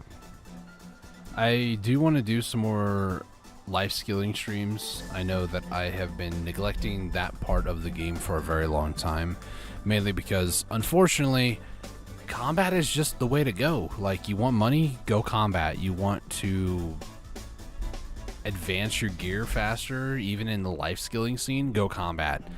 It's so stupid to me how they just don't really... If they do acknowledge, they just don't care that they acknowledge life skillers. And I know I raise a big stink about it whenever I talk about, life skilling versus combat. I personally really enjoy both. I really do. But I really hate the fact that it's so one-sided in development. Like, let me put it like this, alright? Now, because we've come to expect that life skilling doesn't give that much money, people are almost okay in the forums that life skillers get to stay down. But yet, when somebody who's grinding, when they don't make as much money as a life skiller, oh, there's problems. The system needs to be better. needs to favor people who are doing combat. It's more active than life skilling. I'm sorry, I just spent half an hour getting enough for like 100 party potions for strong detection, which if I were to sell in the marketplace is not going to net me 1 billion silver. Not even in my wettest of dreams when it comes to the marketplace and life skilling in this game. It's not going to happen. In fact, just to prove a point, I'm going to stop fighting this guy for 2 seconds. Go sharp detection, party elixir. I can pre-order 225 for 300 mil. 100, that's what I just made. That's 150 mil for 30 minutes? Like, this is on par for trash loot for places that I go to an hour. 300 mil in trash loot in an hour. Technically speaking, it's about even in the places that I go to. But late game places, you go to Olin's, you're making more than that. You really are. Whether you get, you know, a rare drop or not, you're Caphras, you have your trash loot there, Blackstones, like, no, it's, life skilling has always and will unfortunately always continue to just not get the updates, the care and love that it deserves. IMO. It's just, it really hurts to see like people who have been life skilling for a long time, who enjoy it, that's all they do in this game, and just to see them get completely ignored. One person comes to my mind, I'm gonna name drop a bit. Mermaid on Tap on Twitch. She is a guru aficionado. She loves to life skill. She has it set up where, like, she hates grinding in combat so much, she has it set up to where you can donate channel points for her to grind at a location for an hour. That's how much she hates the idea of grinding. She said it best herself in the last, the big, like, I think it was Calpheon Ball last December.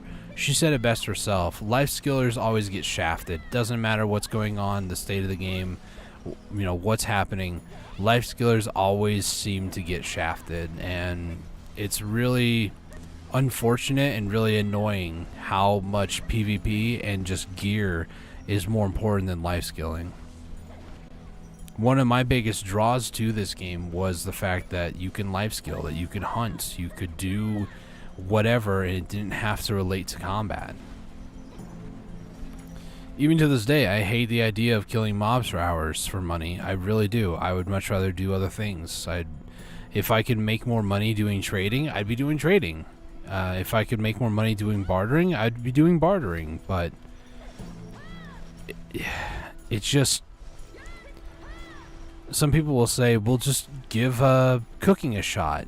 Yeah, if I was, you know, gathering, if I had the motivation to go and gather the goods myself and cook them all day long, then sure, I'm pretty sure I can make a big buck, you know. But it's just annoying to me to see so many people do so, like, get so much money at places like Hex or Trolls or other places like that, and then have the audacity to complain that life skilling needs to be nerfed, or that life skilling doesn't need love and attention, that combat should be a high priority of Pearl Abyss. Like, that sort of talk just really irks me.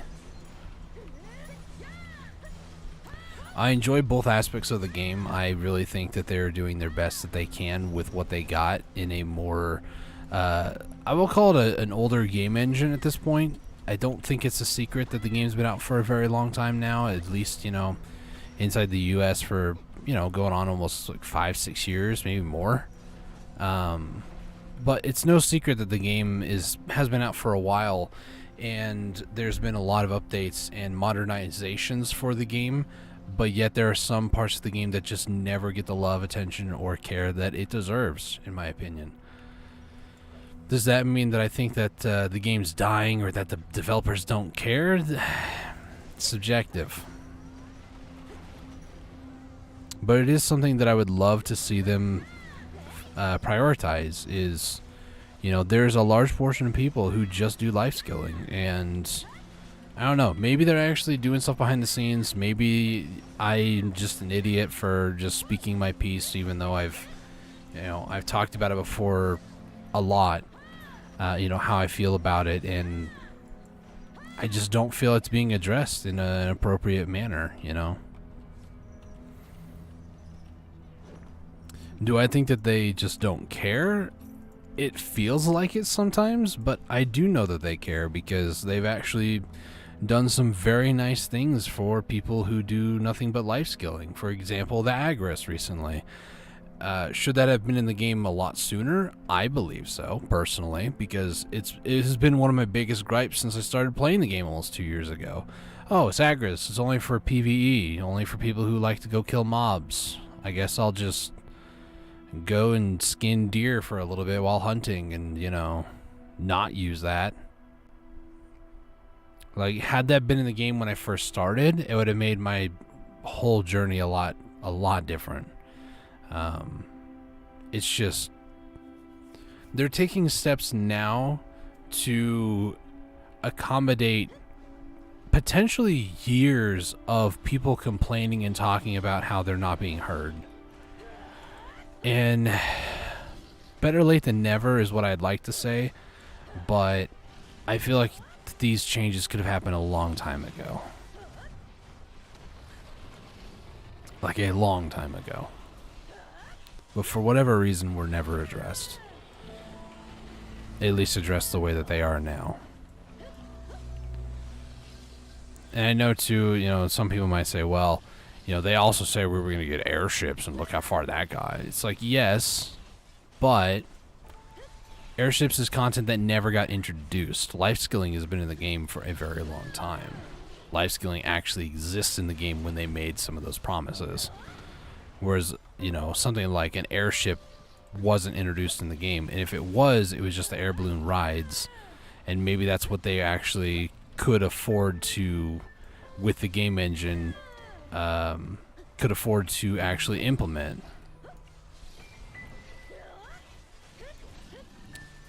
I don't know. There's no blanket statement that would make life skilling better. There's no blanket thing that could fix a lot of what I would consider shortcomings of alchemy or shortcomings of even cooking. Cooking is still by far one of the most profitable ones, but you'd have to be doing cooking for literal hours, multi-hours, to do what you can do grinding wise with the appropriate gear at places like Hex, Trolls. The more gear you have, the more money you can pull, and it's true for life skilling, but not to the same level. I could take my gear where it's at now and reasonably go to places that I could earn 300 mil an hour. And yes, if I were to go to, start doing more truffle gathering and sell my resources, then yeah, I could probably make about the same in just trash loot. But let's put it like this: jade per hour, I can make anywhere between, on the low end of things, maybe 350 to almost 400 mil, and more on the high end of things with without iridescent lightstones, somewhere around 5, maybe 600 mil. And then if you add a iridescent on that, then that's almost about $1 bill an hour. But realistically, trash loot is the main liquid silver that you can get in most places, and jade would be about 300 mil. So yes, I'd be making about the same, but that's before taxes. That's before having the need to use a value pack. That's never stuff that I'd like to consider when I'm making money. I'd like to be able to just say, this is completely untaxed, aka grinding. But you have to learn to game the market to sell things like elixirs and that sort of stuff. You need to find out what sells well, what per hour would make you a lot of money. And there are external websites to help out with that sort of stuff, like Videolytics. I know there was one a long time ago, but I can't remember the name of it now. But it kind of did what Videolytics did, but Videolytics is actually a lot better of a system than the other one was. And then on top of that, if you were to make a ton of money, it's not just from like making the elixir or anything. You also, if you have to gather the resources, it's, you know, multi-hours worth of gathering that you have to do. The truffle elixirs, in order for me to make like 1,000, it's going to take maybe 5-6, you know, hours to actually gather that much truffle. And in that time period, is gathering truffles a lot easier than grinding 5 hours over at Jade? Absolutely not. I can go to Jade and make well more money per hour over there versus getting the truffles. Even at half of that time, too.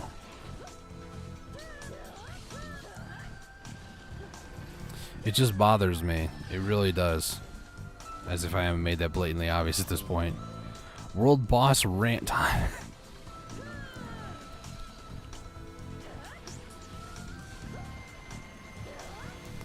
Now, to actually add my opinion on things that they can do to make the system a lot better, right?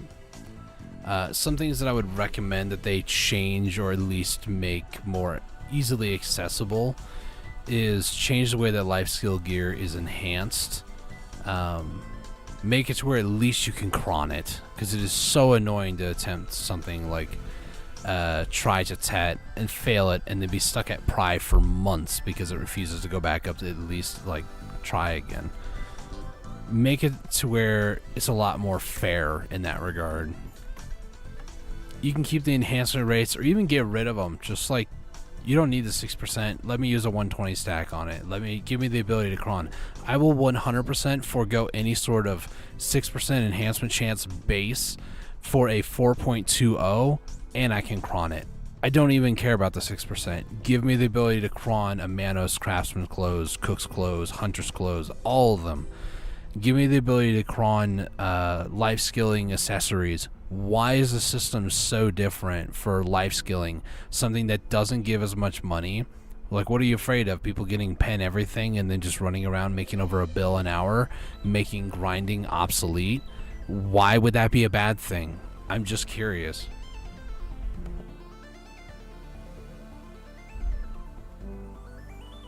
I really don't understand why it feels like, to me anyways, why this system is the way it is, and to make any changes is a horrible thing. I would love to know the reasoning from Pearl Abyss themselves why they can't do that, or why they are at this point blatantly refusing to do anything different. It doesn't make any sense to me, but I digress. Let me get my character set up for fishing, because I'm probably going to go after the day I've had mixed with just being tired.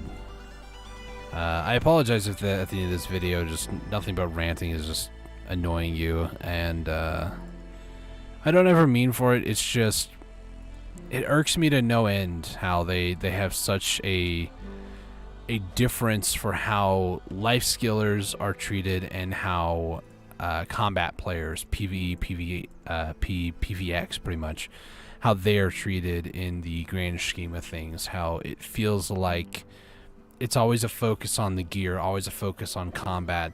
And when you hit that guru, when you hit that master, when you hit that even artisan, you know, breakpoint, there's something that's just so satisfying about it that I really enjoy. It's just like hitting a level.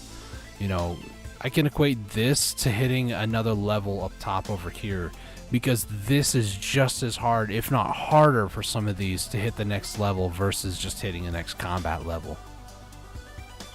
That being said, I expect, you know, some people to say, oh, you think hitting Guru 1's hard, try hitting combat level 67, nobody's thought that yet. Imagine complaining about something when nobody cares about it. Like, am I really going to find myself in a situation where I'll be level 66? Maybe. Am I going to hit probably Guru 1 Gathering by then? Probably. I might even hit Sailing, maybe Master 1 by then. Who knows? Or even Barter Professional. Oh, gosh. Still not looking forward to that one. I digress, though, and again, I apologize if the talk about this whole thing is kind of got you bummed or, got you angry or something. It's not the intention. It's more so to every opportunity I get where I feel the need to talk about it, I talk about it. I don't shy away from just ranting about things that need to be addressed, things that need to be changed, things that should be better than what they are, but they aren't. And one of them being the life skilling aspect of the game. It was, like I said, it was one of the major draws that I had to this game. What really drew me into playing it was that it was like World of Warcraft in that you don't have to do combat all the time. And realistically, I could sell all my combat gear and just invest in life skilling gear, but why would I want to do that when just getting a tet is hard enough and I want to tap that sucker to pen myself? Like, I could go through and sell all my combat gear, buy a bunch of outfits, and then cron all of my life skill, like, I almost said weapons. Like my fluid collector, I can, pen. I can get the tanning knife to pen, I can get the hoe to pen, Those would be helpful, but the accessories are the main thing. I can't get them past try within reason without spending billions on it, and it just annoys me how one side of the spectrum combat is always treated better and treated with more immediate respect and immediate response to bugs, issues.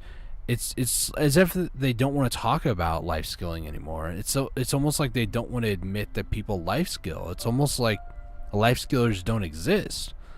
But yet, when you go and you look at the rankings, people are on there all the time. Like, I'm going to toot my own horn here, if it actually loads, but it's not going to. But for the most part, there are times where I'm on this list where, I know you guys can't see it, but hunting-wise, for example, I would technically be at least number 9, maybe even 10. And cooking, I'm much lower on the list, but at least I'm in the top 20. Like, alchemy, I hit Guru 1. That's at least 13, 14. Like, it irks me that they have this huge ranking list, and then there's like no talk about life skillers. It's all about combat, all about this, all PvP. It's a PvP game. Ooh. They tried to avoid that for the first couple of years of their launch. They were just like, it's not really PvP. Players like, it's a PvP game. And they're like, it's not really PvP. I don't know. I digress. I'm gonna step off my soapbox and stop beating a dead horse. I think this horse has been so dead for so long that I've killed it and turned it into an unrecognizable pulp that has started to decay to a point where you might as well just throw some dirt on top of it and call it buried. Like, it doesn't exist anymore. And it's every time I do life skilling, I get on this rant about how they just don't. As a life skiller, it feels like they're not paying attention to the community. Maybe it's just the voice of life skillers aren't getting out there. Maybe it's people aren't willing to complain. Maybe that's it. Maybe we just all together need to start complaining about the state of the game and how it doesn't feel very even in a lot of ways, where somebody can go do an hour and make twice, if not 3 times the amount of money than somebody doing life skilling and doing what they want to do versus what they have to do to min-max the marketplace and manipulate the marketplace to get that same amount of money.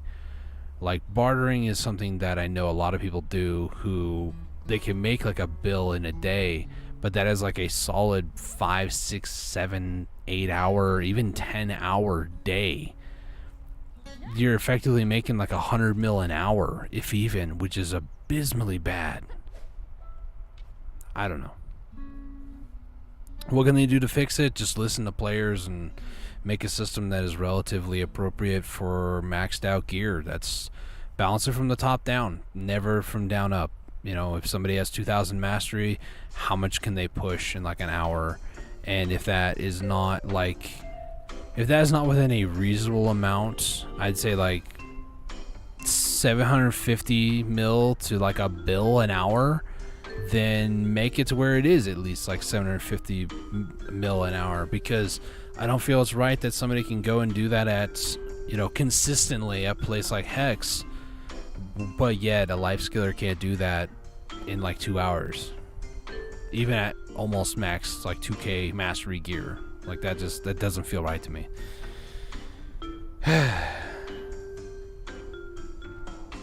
Just hang out to some music, you know. Oh, it's gone. Well, I'm gonna go ahead and call it stream here. Yeah, I don't know what really gets me going with it. It's probably just the whole like profit and min-maxing and everything else. It's just moving on. Thank you guys for watching. Greatly appreciate it. If you guys are new around here, hit that subscribe button, bell icon if you've enjoyed the content. Again, I do apologize. I don't mean to bring you down or bring you to my level of just disdain that I have sometimes for the developers who don't seem like they care about life skillers. I'm just going to go ahead and say it. It's not my intention, and it never has been my intention to discourage anybody. If you enjoy the game, enjoy it your way. If you enjoy making a bill an hour or even more at places like Hex, Trolls, or any of the more recent locations, enjoy it while it lasts. You know, there's going to be a better spot that comes along, I'm sure.